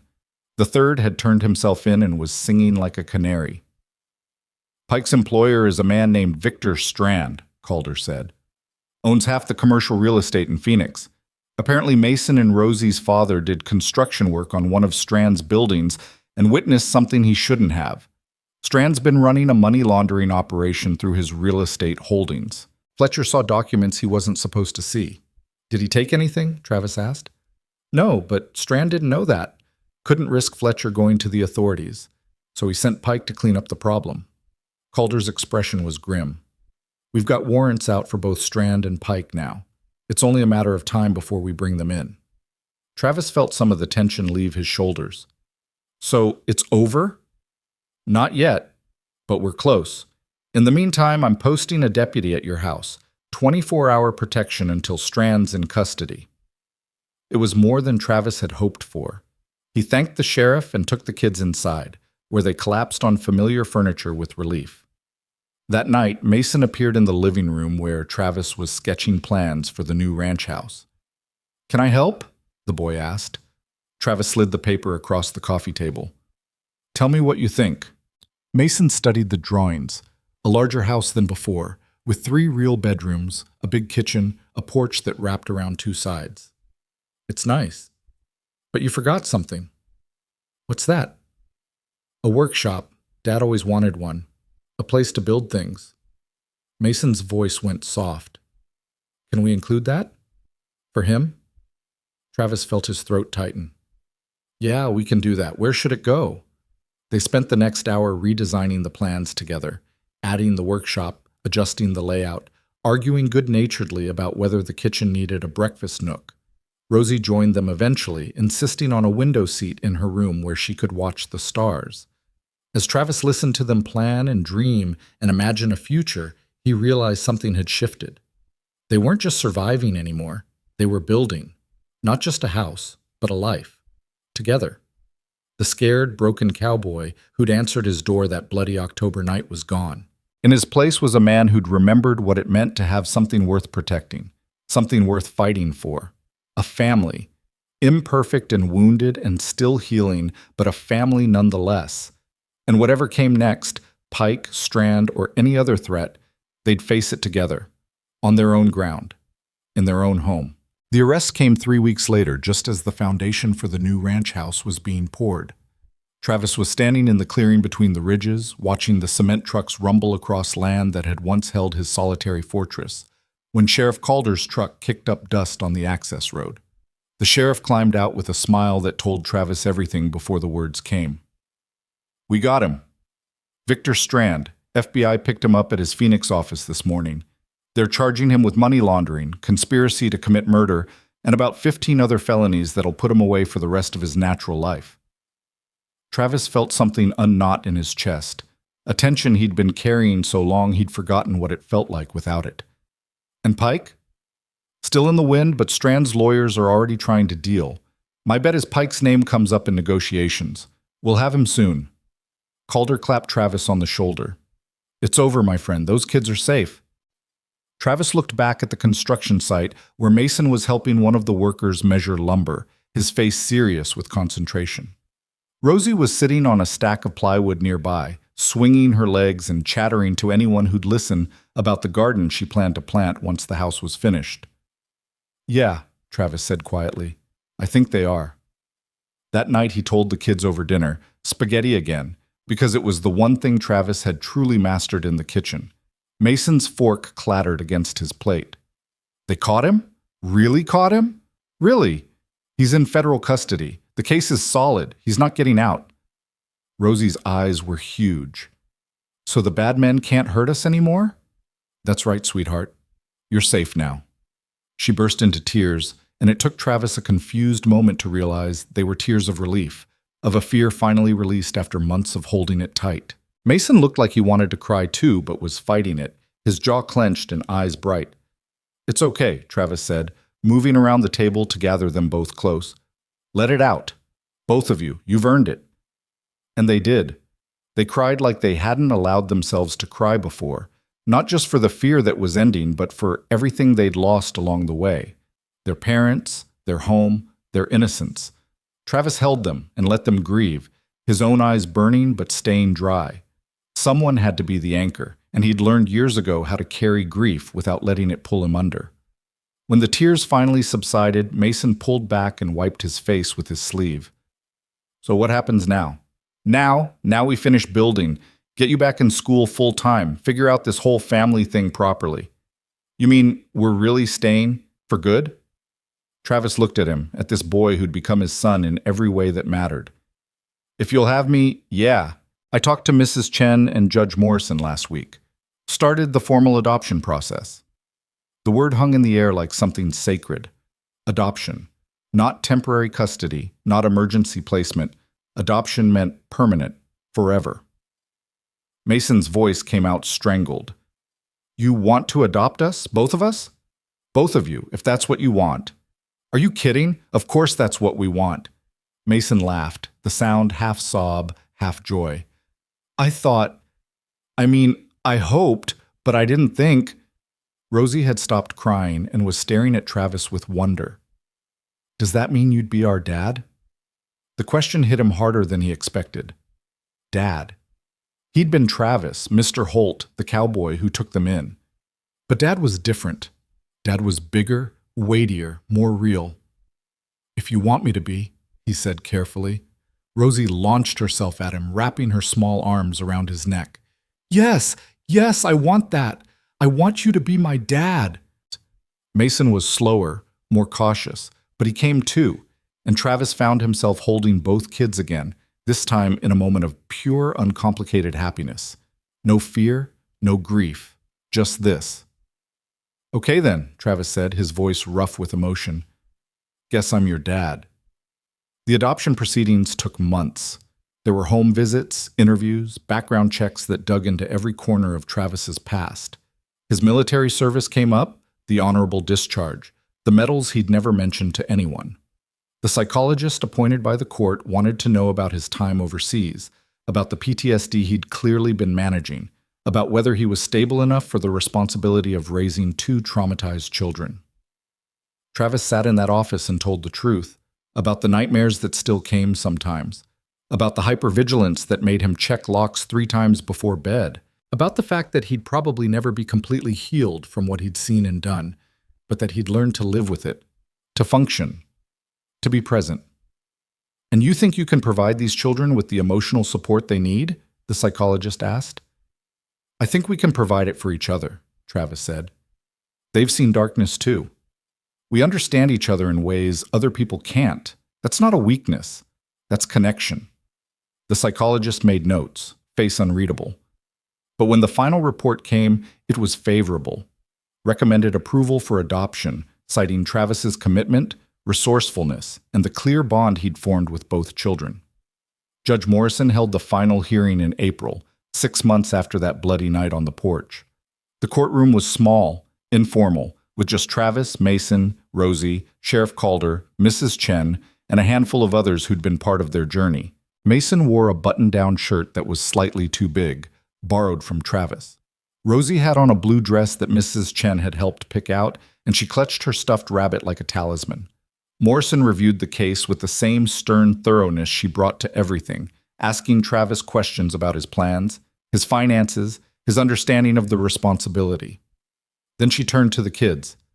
Mason, Rosie, do you understand what adoption means? That Mr. Holt would become your legal father, responsible for you in every way? Yes, ma'am, Mason said clearly. Rosie nodded so hard her hair bounced. He's already my dad. This just makes it official. Morrison's stern face cracked into something that might have been a smile. Well then, I can see no reason to delay. She signed the papers with a flourish. By the power vested in me by the state of Arizona, I hereby grant this petition for adoption. Travis Holt, you are now the legal father of Mason and Rosie Fletcher Holt. Congratulations. The name caught Travis off guard. Fletcher Holt. He'd assumed they'd just take his name, but Mrs. Chen had suggested keeping Fletcher as a way to honor their parents, and the kids had loved the idea. Now it was official. They were a family with a hyphenated name that told their whole story, who they'd been and who they'd become. Rosie started crying happy tears again. Mason shook Travis's hand with solemn formality before Travis pulled him into a hug. People were clapping, and Sheriff Calder was grinning like a proud uncle. And for the first time in longer than he could remember, Travis felt something like contentment settle into his bones. They celebrated with ice cream and a trip to the movies, Rosie's pick, which meant an animated film about talking animals that Travis pretended to tolerate and secretly enjoyed. That night, after the kids were asleep, he sat on the porch of the rental house and looked at the adoption papers. His name, their names, all bound together legally now. A family on paper to match the family they'd already become. The new ranch house was finished by early summer. It was bigger than the old one, built with Strand's restitution money that Judge Morrison had ordered paid to the kids as compensation for their parents' murders. Travis had wanted to refuse it at first, blood money feeling tainted somehow, but Mrs. Chen had convinced him otherwise. "That money represents justice," she'd said. "Use it to give those children the life their parents would have wanted them to have." So he did. The house had the 3 bedrooms they'd planned, the big kitchen, the wraparound porch. The workshop sat off to one side, built exactly to the specifications Mason had drawn up from his father's old sketches. There was a garden plot for Rosie, and a barn that would eventually house horses if they decided to get them. Solar panels on the roof made them partially self-sufficient, and a security system that would make Fort Knox jealous gave Travis peace of mind without turning the place into a prison. Moving in felt like crossing a threshold into something new. They carried boxes together, arranged furniture, argued about where pictures should hang. Mason claimed the room with the eastern exposure because he liked watching the sunrise. Rosie's window seat became her favorite spot in the entire house, and she spent hours there reading or drawing or just staring at the sky. Travis's room was simple: a bed, a dresser, a chair by the window. He didn't need much. The rifle cabinet was there, locked but accessible, because he'd never fully shake the need to be prepared. But the revolver he used to keep on the nightstand found its way into a drawer. Not gone, just not front and center anymore. That first night in the new house, Travis made dinner, chicken and rice, not fancy but edible, and they ate on the porch, watching the sun set over the ridges. The same ridges that had witnessed fire and violence now held only peace, the land scrubbed clean by time and intention. "It feels different here," Mason said quietly. "Good different." "Yeah," Travis agreed. "It does." Rosie was already planning improvements. "We need a swing, right there, hanging from that tree. And a dog. Can we get a dog?" "Maybe. Let's settle in first. And chickens, for eggs. And can I paint my room yellow?" Travis smiled. "We'll see." School started again in August. Mason was going into 8th grade now, taller and broader than he'd been, his voice deeper. He'd made friends, joined the basketball team, even started talking to a girl named Sarah who lived in town.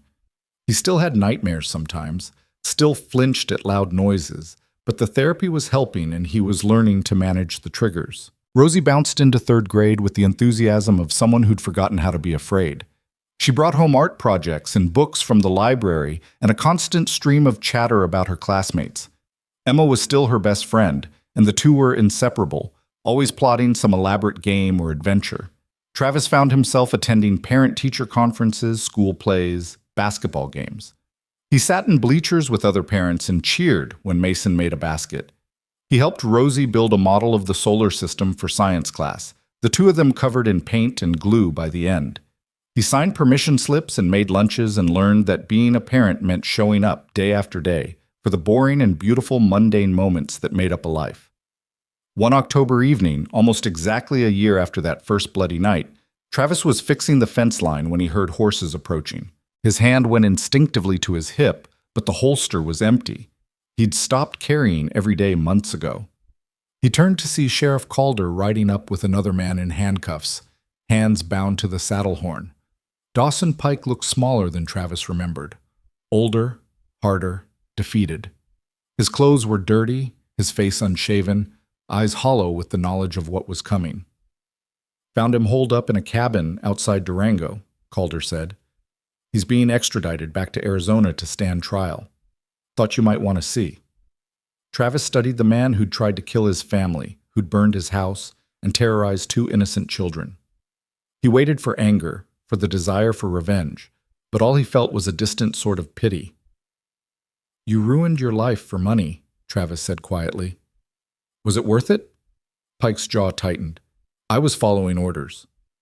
"You always have a choice. You made yours." Travis turned away. "Get him out of here, Tom. I've got work to do."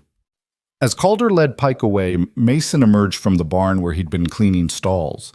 He watched the horses disappear down the road, his face unreadable. "That was him, wasn't it? The man from that night?" "Yeah." "I thought I'd be more scared, seeing him again." Mason's voice was thoughtful. "But I just feel nothing, like he doesn't matter anymore." "That's because he doesn't. He's just a man who made bad choices. He doesn't get to define your life. No. Mason looked at Travis. You do. This does. He gestured at the ranch, the house, the life they'd built. This is what matters. Travis felt a swell of pride so intense it almost hurt. Yeah, it is. The trial came and went. Pike was convicted on multiple counts of murder, attempted murder, arson, and conspiracy. Life without parole. Strand got the same. The news barely registered at the ranch. They were too busy living to dwell on the past. Travis taught Mason to ride that fall, putting him on a gentle mare named Daisy they'd bought from a neighboring ranch. The boy took to it naturally, his father's construction worker strength translating well to the physical demands of horsemanship. Within weeks, he was riding the fence line with Travis, checking for breaks, moving cattle, doing the real work of ranching. Rosie got her chickens, a flock of 6 hens that she named after Disney princesses and doted on like they were her children. She collected eggs every morning, sold the extras to neighbors, and used the money to buy books and art supplies. Travis found himself constantly amused by her entrepreneurial spirit. Winter came gentle that year, with snow that dusted the ridges but left the valley mostly clear. Christmas arrived and Travis had no idea what he was doing. He'd never celebrated before, at least not in the 15 years of solitude. But the kids wanted a tree, wanted decorations, wanted the whole experience. So they drove into the mountains and cut down a pine together, dragged it back and set it up in the living room. They strung lights and hung ornaments, many of them handmade by Rosie. Mason insisted on a star for the top, saying it was what his mother always used. Travis bought presents, wrapped them badly, and hid them in the workshop. On Christmas morning, Rosie woke them all at dawn, practically vibrating with excitement. They opened gifts in their pajamas, drinking hot chocolate and eating cinnamon rolls Travis had attempted to bake and only partially burned. Mason got a new basketball and a leather-bound journal for writing. Rosie got art supplies and books and a new dress. Travis hadn't expected anything, but the kids surprised him with a framed photo they'd had Sheriff Calder take. The 3 of them standing in front of the new house, arms around each other, smiling like they meant it. "For your room," Mason said. "So you remember." Like he could forget. Like any of this wasn't permanently carved into his heart. "It's perfect," Travis said, his voice rough. "Thank you." They spent the day cooking together, playing games, watching movies. It was ordinary and extraordinary at once. A family doing family things, nothing dramatic, nothing fraught, just peace. That night, after the kids had gone to bed, Travis sat on the porch with the photo in his hands. He thought about the man he'd been a year ago, alone, closed off, half alive. And he thought about who he was now. A father, a protector, someone who mattered to people who mattered to him. The stars were brilliant overhead, the same stars he'd watched for 15 years from this very spot. But they looked different now, brighter somehow, more alive. Mason appeared in the doorway, wrapped in a blanket. "Can't sleep?" "Just thinking." The boy joined him, settling into the chair beside Travis. They sat in comfortable silence for a while, listening to the night sounds, coyotes yipping in the distance, wind moving through the pines. "Travis?" Mason's voice was tentative.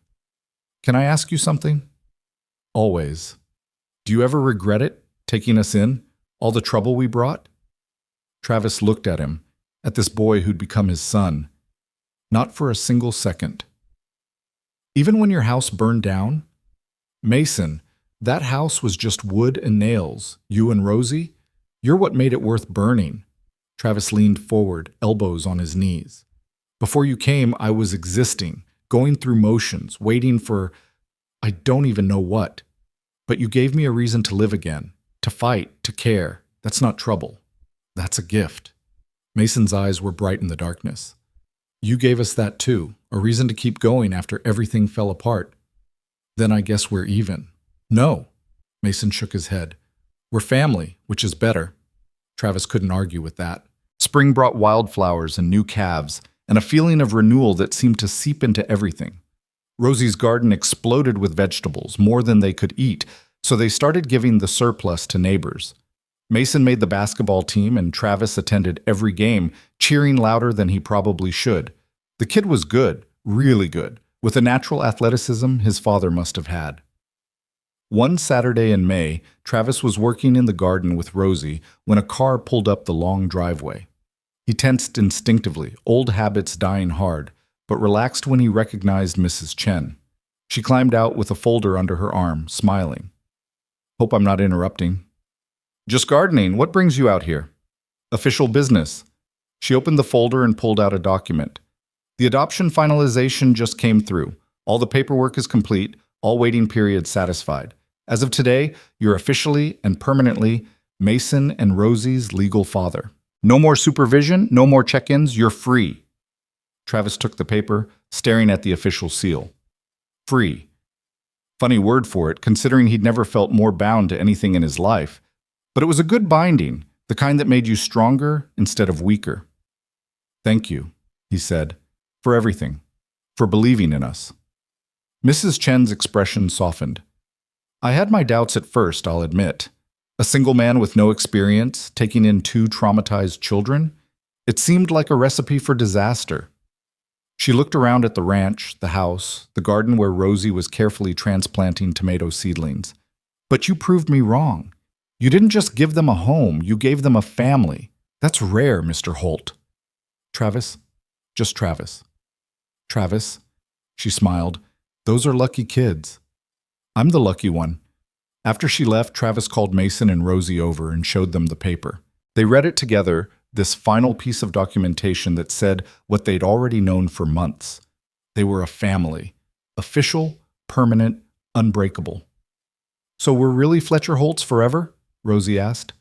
"Forever and ever," Travis confirmed.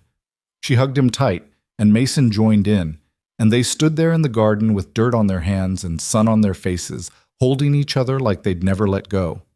The summer Mason turned 14, Travis taught him to drive the ranch truck, the boy's feet barely reaching the pedals, but his determination making up for his size.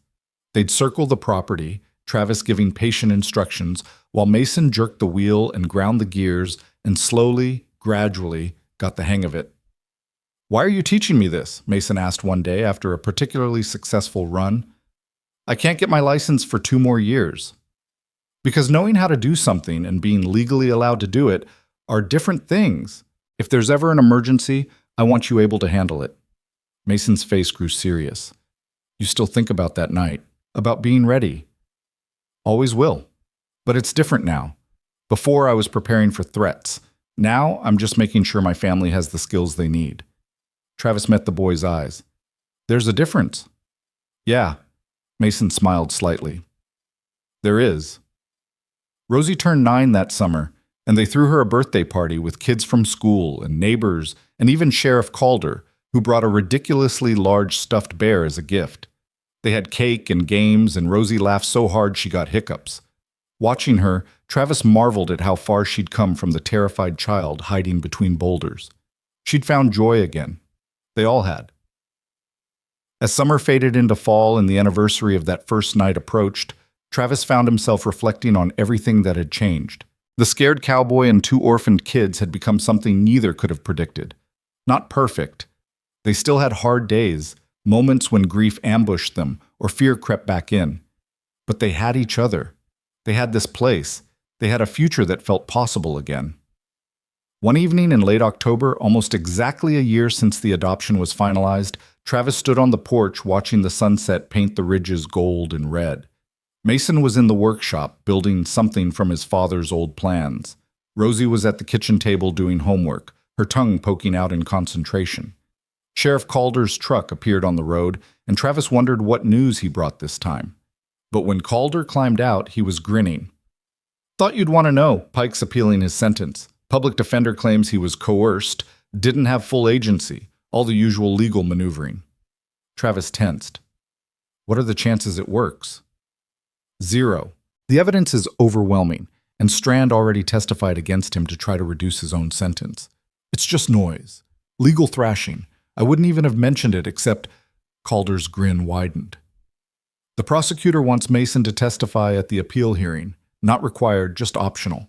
Give a victim impact statement. Show the court what Pike's actions cost." Travis frowned. "I'm not sure that's a good idea. Mason's doing well, dredging all this up.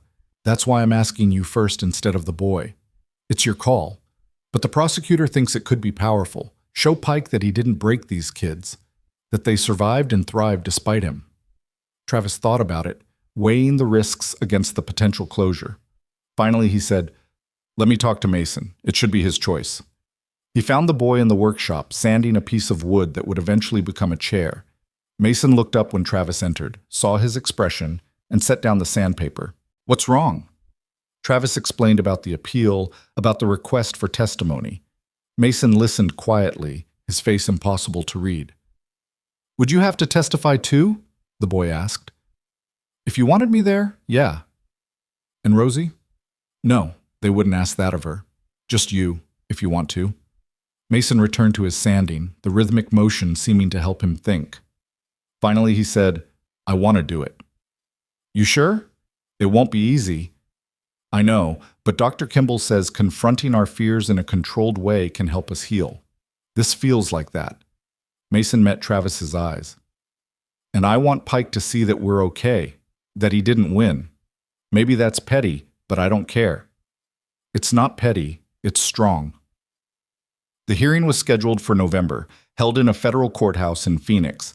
Travis, Mason, and Sheriff Calder made the drive together, leaving Rosie with Mrs. Chen for the day. The courthouse was imposing, all granite and glass, and Travis felt Mason tense beside him as they entered. Pike was already there, flanked by lawyers, looking older and grayer than the last time Travis had seen him. His eyes found Mason and something flickered across his face. Surprise, maybe, or recognition. Mason's testimony was brief but powerful. He spoke about that night, about watching his parents die, about running through the fire. But he also spoke about after, about being taken in by Travis, about learning to trust again, about the life they'd built. His voice was steady, clear, and when he finished, the judge thanked him for his courage. Pike's appeal was denied within hours. The sentence stood, life without parole. On the drive home, Mason was quiet, processing. Travis didn't push, just drove and waited for the boy to speak when he was ready. Finally, as they crossed back into their county, Mason said, "I feel different." "Good different or bad different?" "Good, I think. Like I closed a door I didn't realize was still open." Travis understood that perfectly. Sometimes you had to face the thing that broke you to prove to yourself that you'd healed. That night, they had a quiet dinner together, the three of them, and didn't mention the hearing or Pike or any of it.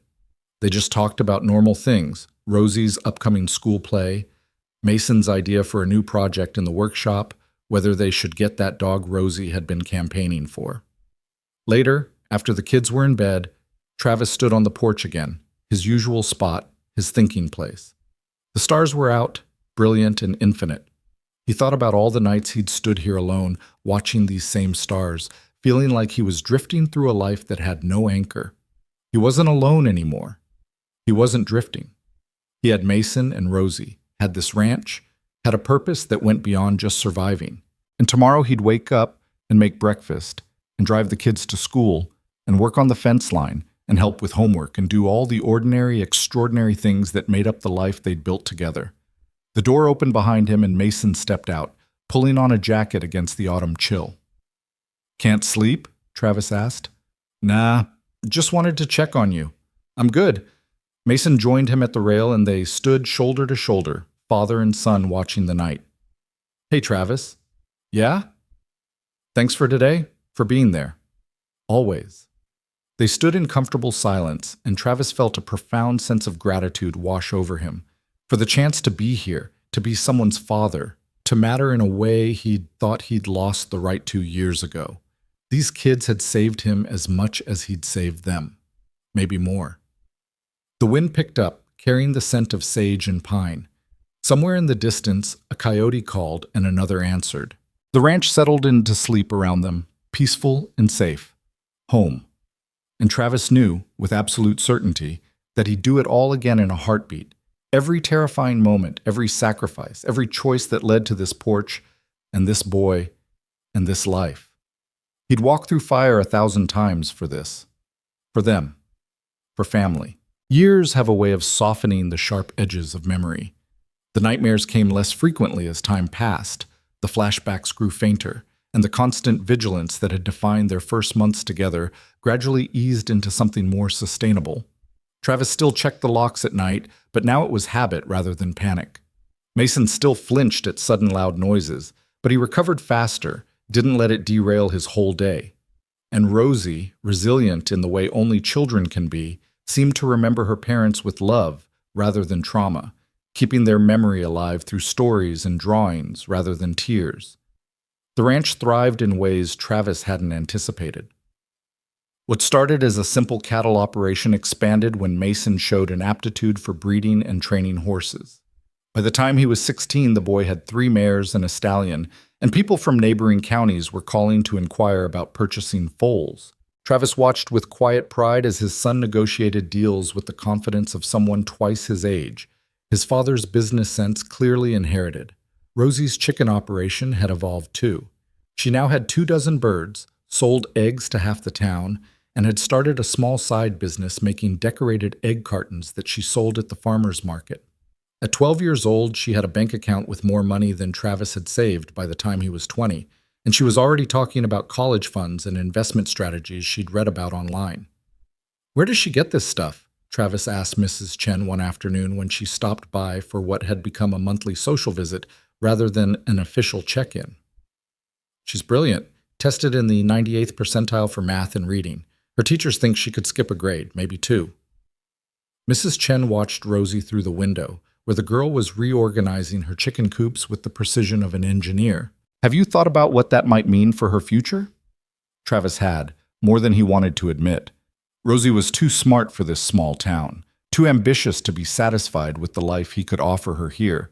The thought of her leaving someday, for college, for opportunities he couldn't provide, sat like a stone in his chest. But he'd never hold her back. That wasn't what parents did.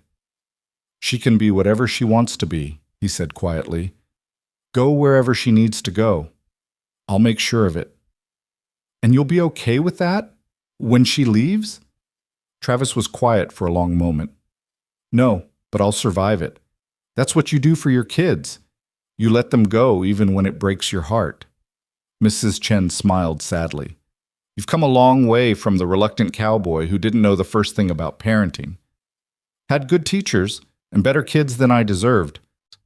That spring, Mason graduated high school at 17, top 15% of his class, despite starting his freshman year in the aftermath of trauma. Travis sat in the audience at the graduation ceremony, watching his son walk across the stage in cap and gown, and felt an overwhelming mixture of pride and disbelief. How had they gotten here? From that blood-soaked night to this moment of achievement and normalcy? Afterward, at the small party they threw at the ranch, Mason pulled Travis aside while Rosie was entertaining guests with an elaborate presentation about sustainable farming practices.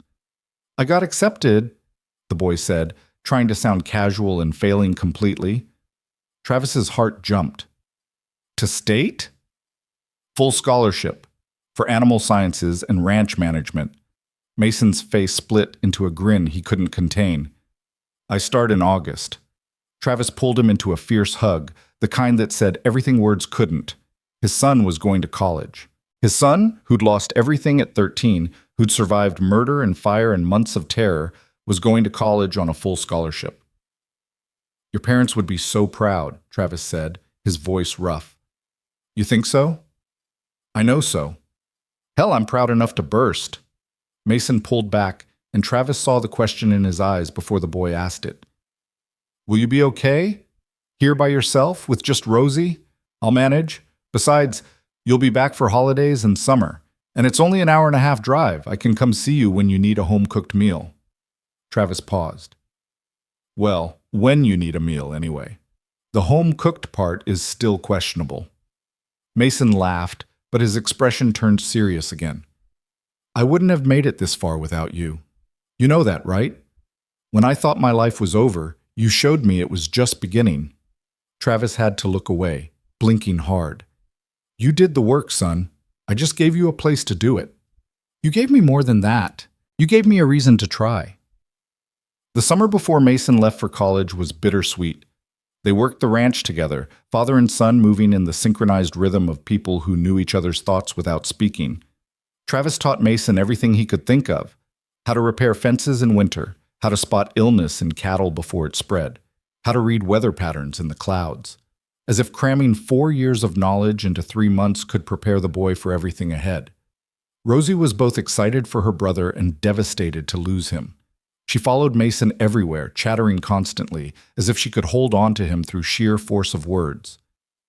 The night before he left, Travis found her crying in her room, her stuffed rabbit clutched to her chest. "Hey, sweetheart," he said softly, sitting on the edge of her bed. "What's wrong?" "Mason's leaving. What if he doesn't come back? What if something happens like before?"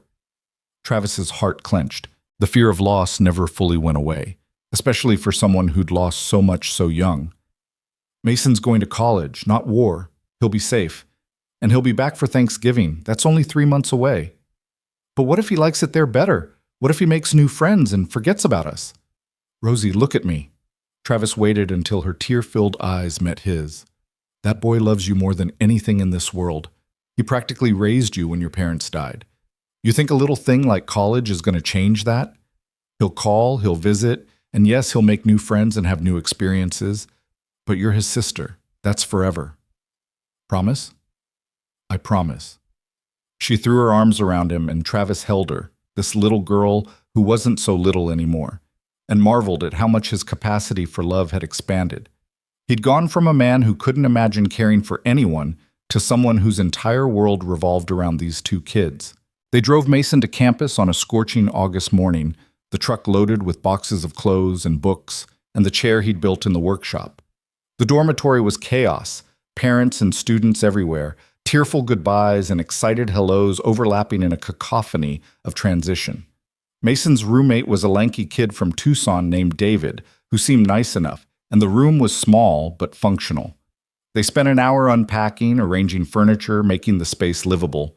Then there was nothing left to do but say goodbye. Rosie hugged her brother so tight Travis worried she might crack his ribs. "You better call every week." "I will, and you better keep sending me pictures of your chickens. And my garden, and the new calves when they come in spring. All of it. I want to know everything." When it was Travis's turn, he pulled Mason aside, away from Rosie and the chaos of the hallway. For a moment, they just stood there, 2 men who'd saved each other's lives, looking at each other with the weight of everything unsaid between them. "You've got this," Travis said finally.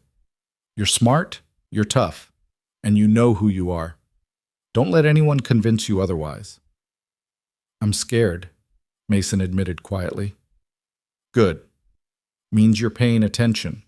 But don't let fear stop you from trying new things, making mistakes, being young. You've been through enough. You've earned the right to just be a college kid for a while. What if I fail? Then you get back up and try again. That's what we do." Travis put a hand on the boy's shoulder. "Mason, you've survived things that would break most people. You think a few tough exams are going to take you down?" Mason smiled, some of the tension leaving his face. "When you put it that way, I'm proud of you, son. More than I can say. I love you, Dad." The words still had the power to undo Travis completely. Dad. Not Travis, not Mr. Holt. Dad. "Love you too. Now go learn something and make us proud." The drive home was quiet. Rosie stared out the window and Travis gripped the steering wheel, both of them processing the hole Mason's absence had already left. The ranch felt emptier that night, too big and too quiet. Travis made dinner for 2 instead of 3, and the portions looked wrong on the plates. But life had a way of filling empty spaces. Rosie threw herself into 7th grade with determination, joining the debate team and the science club, and somehow still managing to run her chicken empire. Travis found himself busier than expected, managing the ranch alone while fielding increasingly sophisticated questions from Mason about breeding strategies and market trends. The boy was learning, growing, becoming his own man. Mason came home for Thanksgiving as promised, bursting with stories about classes and friends, and a girl named Kayla who was also studying animal sciences. Rosie monopolized him for the entire weekend, and Travis was content to watch them together, reassured that some bonds really were unbreakable. The pattern repeated at Christmas, at spring break, through the summer when Mason came home to work the ranch and shared everything he'd learned. He'd grown more confident, more worldly, But the core of who he was remained unchanged. Still protective of Rosie, still respectful to Travis, still the same kid who'd collapsed on a porch bleeding and begging for his sister's safety. By the time Rosie started high school, she'd become a force of nature. She took advanced classes, started a recycling program at school, and somehow convinced the principal to install solar panels on the roof. Travis attended parent-teacher conferences where educators raved about her intelligence and drive, and he'd just nod and smile, thinking, yeah, I know, she's amazing. Mason graduated college with honors and a job offer from a major breeding operation in Colorado. The offer came with excellent pay, opportunities for advancement, everything a young man starting out could want. But when he told Travis about it over the phone, his voice was uncertain. It's a great opportunity, Mason said. But it means moving away, being 4 hours from home instead of 90 minutes. You thinking about turning it down? I don't know. Feels like I'd be abandoning you and Rosie. Travis sat down on the porch steps, phone pressed to his ear, staring out at the land they'd built together. Mason, you remember what I told you before you left for college? Which part? The part about earning the right to be young, to live your life. Travis kept his voice steady, even though his heart was aching. This is your chance to build something of your own. Take it. But the ranch, we'll be here. We'll always be here, and so will I. But you can't put your life on hold for us. Your mom and dad didn't die so you could spend forever looking backward. Mason was quiet for a long time. You're sure? I'm sure. Go to Colorado, make your mark, and come home when you can. I love you, Dad. Love you too, son. More than you know. Mason took the job and moved to Colorado that summer. Rosie, now 15 and taller than Travis had expected, took it hard at first. But she adapted, as she always did, channeling her energy into preparing for college herself. She'd set her sights on MIT, drawn to their engineering programs and the challenge they represented.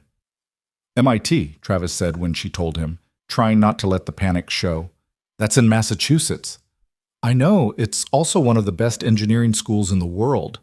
Rosie's eyes were bright with ambition and hope. I want to design sustainable agricultural systems, make farming more efficient and environmentally friendly. Change the world, Dad. And she probably would, Travis thought. If anyone could, it was Rosie. The next 2 years flew by in a blur of SAT prep, college applications, campus visits to schools so far from home. Travis needed a map. Rosie got into MIT with a substantial financial aid package, and also Arizona State, University of Arizona, and Caltech. She spent weeks agonizing over the decision before choosing MIT. It's the furthest one, Travis observed, trying to sound neutral. I know, but it's also the best fit for what I want to do. She looked at him with those two wise eyes. You're going to be okay, right? Here by yourself? Travis thought about lying, about downplaying the crushing loneliness he knew was coming, but Rosie deserved the truth. I'm going to miss you like crazy, he said honestly. But I'm also so damn proud I could burst. You're going to do incredible things, sweetheart. And I get to say I knew you when you were collecting eggs and bossing around chickens. She hugged him tight. I'll come home for holidays. And we can video chat. It won't be like you're losing me. But they both knew it was exactly like that, in the way all parents eventually lose their children to the lives they build for themselves. It was natural, necessary, and completely heartbreaking. Mason came home to help move Rosie to MIT, the three of them taking a cross-country road trip that felt like a goodbye tour of their family. They stopped at roadside attractions, ate at questionable diners, and talked about everything and nothing. It was perfect and painful in equal measure. MIT's campus was beautiful and intimidating, full of serious students who looked like they were solving equations in their heads while walking. Rosie fit right in, her excitement palpable as they toured the engineering buildings and met her roommate, a quiet girl from California named Priya, who was also studying environmental engineering. When it came time to leave, Travis held Rosie for a long time, breathing in the scent of her shampoo and memorizing the feel of her in his arms. His little girl, who'd been 7 years old and terrified, hiding between boulders and believing the world had ended. Now 18 and fearless, ready to change that world. You've got everything you need? He asked, voice rough. I think so. You'll send me Mom's recipe for chocolate chip pancakes? The one your mom used to make? Yeah, I want to learn it. Travis felt his throat tighten. Rosie had been asking more about her parents lately, wanting to know everything he could tell her. Mason had more memories, but Travis had tried to fill in what he could, painting pictures of people he'd never met but whose legacy he'd helped raise. I'll find it. Mason probably remembers it. Thanks, Dad. She pulled back, tears streaming down her face. I'm scared. I know, but you're also ready. You're going to do amazing things here. I hope so. I know so. Mason hugged his sister next, the two of them holding each other like they had that first terrible night, orphans clinging to the only family they had left. Except they weren't orphans anymore. They had Travis and Travis had them, and that would never change no matter how many miles separated them. The drive back to Arizona was long and quiet. Mason had flown in from Colorado and would fly back, but he'd rented a car to drive to the ranch with Travis, giving them time to talk. House is going to be pretty empty, Mason observed as they crossed into New Mexico. Yeah. You thought about getting that dog Rosie always wanted? Might be good company. Travis had thought about it. He'd thought about a lot of things, selling the ranch, moving to a smaller place, maybe even traveling for the first time in his life. But all those thoughts felt hollow. Maybe, he said noncommittally. Dad. Mason's voice was gentle but firm. You can't just shut down again, not after all this. I'm not shutting down. Aren't you? Rosie and I leave and you're right back where you started. Alone on a ranch, no one to talk to, no one to care for. I've got the cattle, the horses. That's not the same and you know it. Mason turned in his seat to face him. You taught us to live, to build futures, to not let fear stop us. Now you need to do the same thing. Travis was quiet, hands tight on the wheel. The boy was right, of course, but knowing something and doing something were different beasts entirely. What would you have me do? He asked finally. I don't know. Join the community center in town, volunteer somewhere, start dating even. You're only 52, Dad. You've got a lot of life left. The thought of dating made Travis want to laugh. He'd been alone so long he wouldn't even know where to start, but the larger point stood. He couldn't go back to the man he'd been before the kids. That version of himself had died the night he chose to stand and fight instead of turning away. I'll figure something out, he promised. And he tried. He really did. After dropping Mason at the airport and driving back to the empty ranch, Travis made an effort. He attended town council meetings, joined a veterans support group that Sheriff Calder had been bugging him about for years, even volunteered to coach youth basketball despite having never played the sport himself. The house was too quiet at night, though. Too big. He found himself cooking for 3 out of habit and then staring at the extra portions. Rosie's chicken coop sat empty after he'd sold the birds, couldn't maintain them himself, and it seemed wrong to try. The workshop, Mason's domain, gathered dust. Travis called the kids weekly, video chatted when schedules aligned, but it wasn't the same. Rosie was thriving at MIT, already working on research projects with professors. Mason had been promoted and was managing his own breeding program in Colorado. They were building their lives, and he was so proud he could barely stand it. But late at night, sitting on that porch under those same stars, Travis felt the loneliness creep back in. Not the same as before. He'd been changed too fundamentally for that, but a different kind of alone. The kind that came from loving people so much, their absence left craters.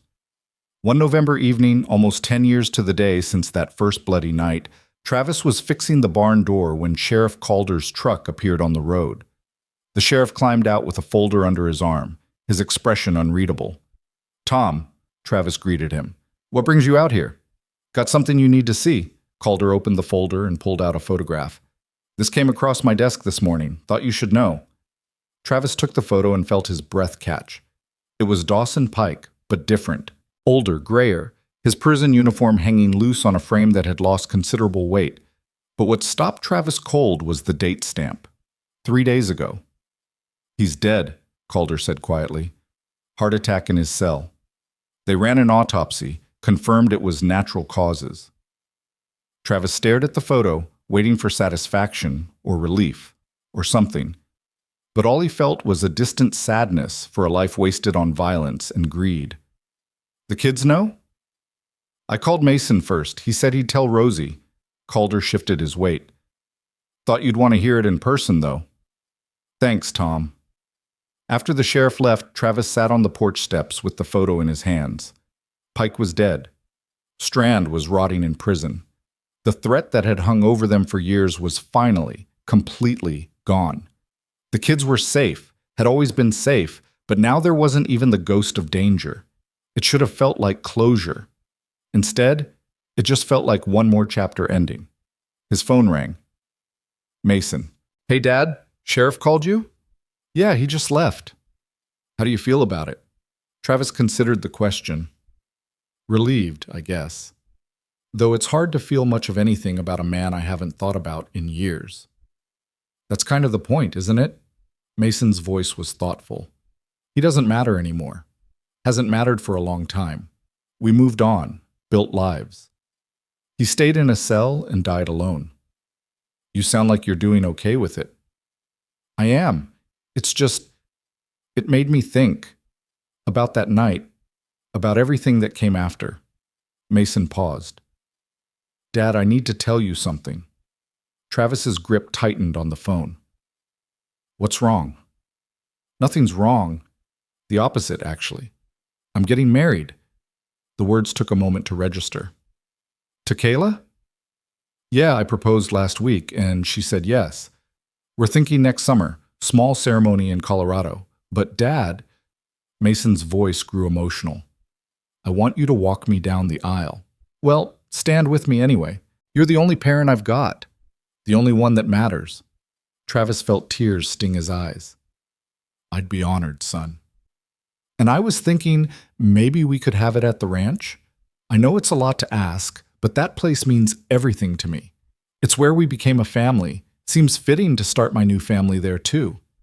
Mason, that place is as much yours as it is mine. You want to get married there? We'll make it happen. They talked for another hour, making preliminary plans, and by the time Travis hung up, he felt lighter than he had in months.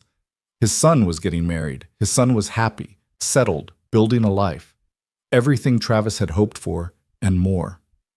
Rosie called an hour later, having heard the news from Mason. Can you believe it? Mason's getting married. I'm going to be an aunt someday. Slow down there, Travis laughed.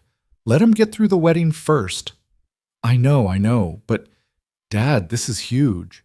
Our family is growing. She paused. You should invite someone, right? To the wedding? A date. Rosie, I'm serious. You've been alone too long. It's time. I'm fine. You're lonely. We both know it. And you deserve better. Her voice softened. You gave us everything, Dad. Let yourself have something too. After she hung up, Travis sat with her words.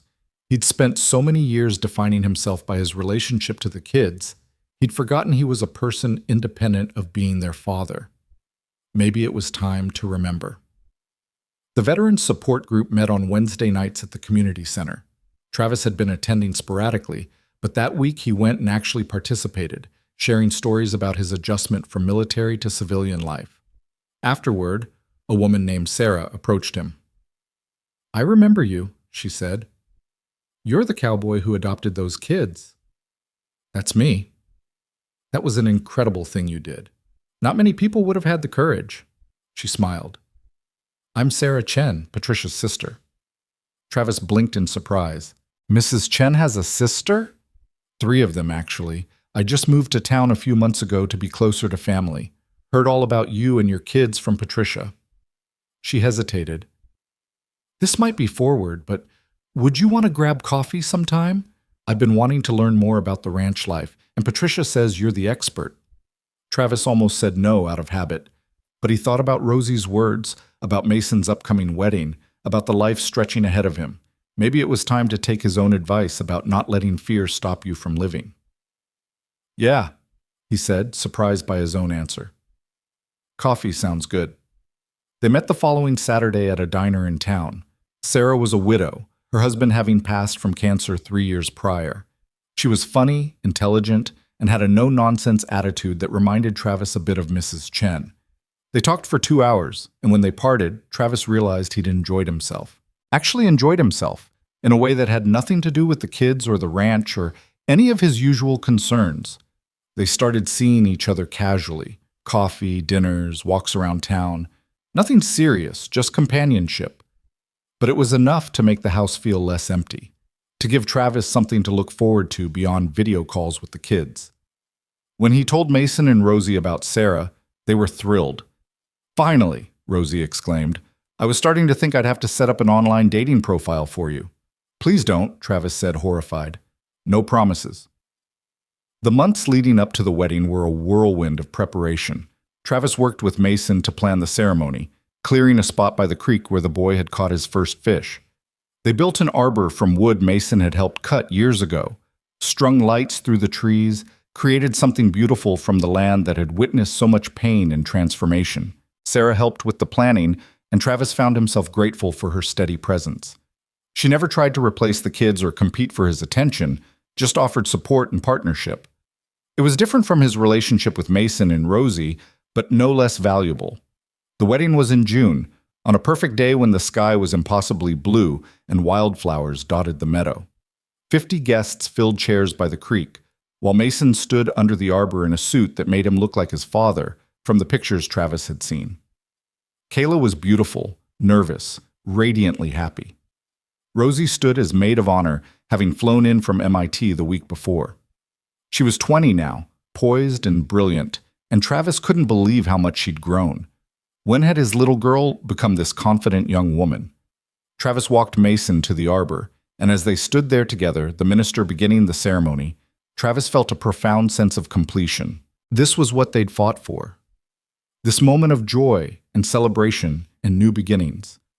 This was what those terrified kids deserved, the chance to grow up, fall in love, build futures. The ceremony was simple but moving. When Mason and Kayla exchanged vows, promising to love and support each other through whatever came, Travis had to wipe his eyes. Rosie was openly crying, and even Sarah had tears streaming down her face. At the reception, Travis gave a toast. He talked about the night Mason and Rosie came into his life, about how they'd saved him as much as he'd saved them, about the family they'd built from ashes and pain and stubborn determination. He talked about Mason's courage, his kindness, his strength. "I'm proud to call you my son," Travis finished, his voice breaking. "And I'm grateful every single day that you stumbled onto my porch and gave me a reason to fight, to live, to be better than I was. Congratulations, Mason and Kayla. May you have all the happiness you deserve." The party went late into the night, music and laughter echoing across the valley. Travis danced with Rosie, with Sarah, even with Kayla at her insistence. He watched Mason glow with joy, watched guests mingle and celebrate, and felt a contentment he'd thought was impossible. Around midnight, he found himself back on the porch, his usual spot, watching the festivities from a distance. Rosie found him there, still in her bridesmaid dress but barefoot now, shoes abandoned hours ago. "Penny for your thoughts," she said, settling into the chair beside him. "Just thinking about how far we've come, all of us. It's pretty incredible, isn't it?" She looked out at the party, at Mason dancing with his new wife. "I've been thinking about Mom and Dad a lot lately, wondering what they'd think of all this. They'd be proud of you both, so proud." "I hope so." Rosie was quiet for a moment. "You know what's weird? I can barely remember their faces now without looking at pictures. Their voices are gone, but I remember how they made me feel safe, loved." She looked at Travis. "You gave me that feeling again, when I didn't think I'd ever have it." "Rosie, let me finish." She grabbed his hand. "You saved our lives, Dad, not just that night, but every day after. You could have given up on us so many times. We were difficult, traumatized, challenging. But you never quit. You learned how to be a parent on the fly, made a million mistakes, and loved us through all of it." Her eyes shone with tears. "I'm who I am because of you. Mason is who he is because of you. We got our second chance because you gave us one." Travis pulled her into a hug, this remarkable young woman who'd been a terrified child hiding in the darkness. "You gave me a second chance too, sweetheart. I was half dead when you two showed up, just going through the motions. You reminded me what it meant to be alive." They sat together, father and daughter, watching the celebration wind down. Eventually, Mason and Kayla said their goodbyes, heading off to the small cabin Jack had let them borrow for their honeymoon. Guests departed in clusters, calling thanks and congratulations. Sarah helped clean up, working alongside Travis and Rosie to restore order to the ranch. She fit seamlessly into the rhythm, and Travis caught himself thinking about what it might be like to have her around more permanently, not rushing anything, just considering possibilities. After everyone left and Rosie had gone to bed, she was staying the week before returning to MIT, Travis and Sarah stood on the porch under the stars. "That was a beautiful wedding," Sarah said. "It was, wasn't it?" "You raised good kids, Travis."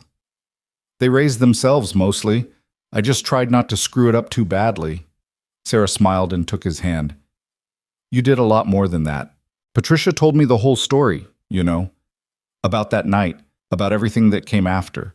What you did for those children. It was extraordinary." "I did what anyone would have done." "No. You did what very few people would have the courage to do. You stood up when it would have been easier to turn away. You fought when fighting meant risking everything, and you loved two broken kids back to wholeness." She squeezed his hand. "That's not ordinary, Travis. That's heroic." He didn't know what to say to that. He'd never felt heroic, just determined. Just a man who'd found something worth protecting and refused to let it go. "Thank you," he said finally, "for being here. For all of it. I like being here. With you." She hesitated. "I know we said we'd take things slow, but I want you to know I'm in this. However long it takes, whatever it looks like. I'm not going anywhere." Travis felt something warm settle in his chest. After so many years of walls and isolation, of keeping everyone at arm's length, he'd somehow ended up surrounded by people who cared. Mason and Kayla starting their life together. Rosie conquering the world one engineering problem at a time, and Sarah, patient and kind, offering partnership without demands. "I'm glad," he said simply. "Real glad." The next few days were lazy and perfect. Rosie helped around the ranch, telling stories about MIT and her research projects. They cooked together, took long walks, sat on the porch talking until late at night. Mason and Kayla came back from their brief honeymoon and joined them for dinners. The five of them, Travis, Sarah, Mason, Kayla, and Rosie, feeling like the natural evolution of the family that had started with three. On Rosie's last night before flying back to Boston, they had a barbecue by the creek. Travis grilled steaks while Mason tended to the fire pit and the women prepared sides. Music played from a portable speaker, and as the sun set, painting the sky in shades of orange and purple, Travis looked around at these people he loved and felt grateful beyond measure. "Speech!" Rosie called out suddenly. "Dad needs to give another speech." "I gave one at the wedding," Travis protested. "That was for Mason. This one's for all of us." Everyone turned to him expectantly, and Travis realized he actually had something to say. He stood, beer in hand, and looked at each of them in turn. 10 years ago," he began, "I was a different person. Closed off, angry, alone by choice. I'd convinced myself that was how it had to be, that I was better off without connections or commitments. And then 2 kids showed up bleeding and scared on my porch. And everything changed." He looked at Mason and Rosie. "You two gave me a purpose when I'd forgotten what that felt like. You challenged me, frustrated me, and loved me, even when I had no idea what I was doing. You turned a house into a home and a loner into a father. And I've spent every day since trying to be worthy of that gift." His gaze shifted to Kayla. "Welcome to this crazy family. Mason's lucky to have you, and so are we." Finally, he looked at Sarah. "And thank you for showing me that second chances can come at any age, in any form, that it's never too late to let someone in." He raised his beer. "To family. The ones we're born into, the ones we choose, and the ones we build from scratch. To second chances and new beginnings, to all of us." They drank, cheered, and then Rosie was crying again, happy tears this time, and hugging everyone in reach. The evening dissolved into easy conversation and laughter, the kind that came from people who knew each other's scars and loved each other anyway. Later, after everyone else had gone to bed, Travis found himself back in his usual spot. The porch, the stars, the quiet. But it felt different now. Not lonely, just peaceful. Reflective. He thought about that October night a decade ago. About the choice he'd made to stand and fight instead of turning away. About how that one decision had led to everything after. The fear and joy, the struggle and triumph, the family he'd built from nothing. Travis had lost his house that night.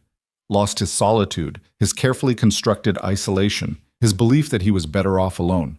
But he'd gained Mason and Rosie, gained purpose and meaning, gained the chance to be someone's father, someone's family, someone who mattered.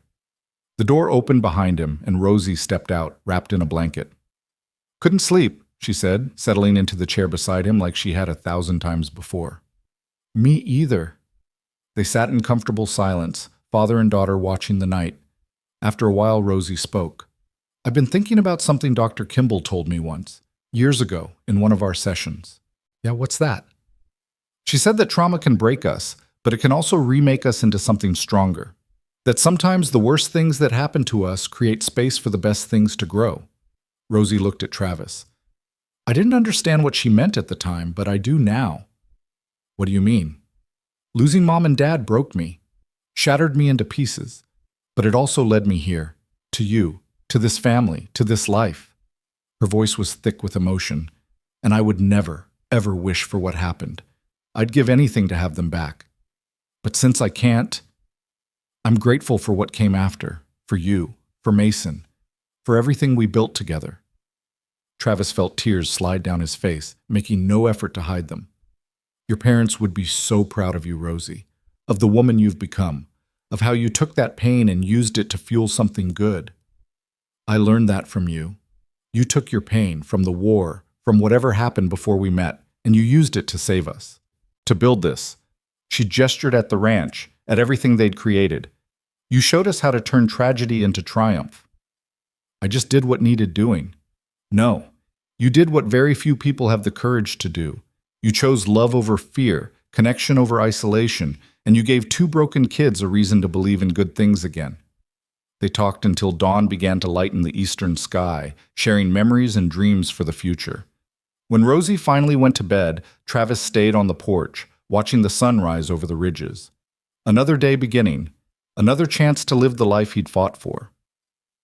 He thought about Mason and Kayla starting their marriage, about Rosie's dreams of changing the world, about Sarah waiting patiently to see where their relationship might go.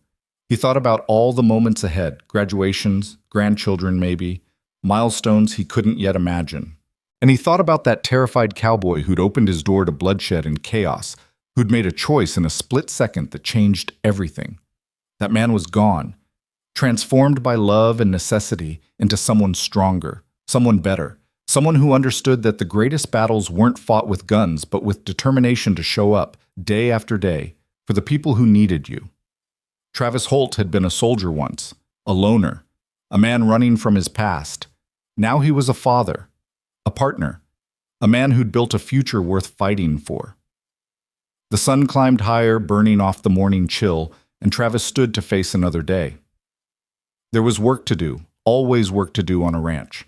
Fences to mend, cattle to tend, a life to live. But first, coffee. And maybe he'd call Sarah, see if she wanted to come over for breakfast. Maybe they'd sit on this porch together, watching the day unfold, building toward whatever came next. Because that was the thing about second chances, they didn't end. They just kept offering new possibilities, new opportunities to choose love over fear, connection over isolation, hope over despair. Travis had made his choice a decade ago, standing on this same porch with blood on the boards and 2 terrified kids needing a hero. He'd made the same choice every day since, and he'd keep making it for as long as breath filled his lungs and these people needed him. Family, home, purpose, everything he'd thought was lost, found again in the most unexpected way. The cowboy smiled and headed inside, ready for whatever the day might bring.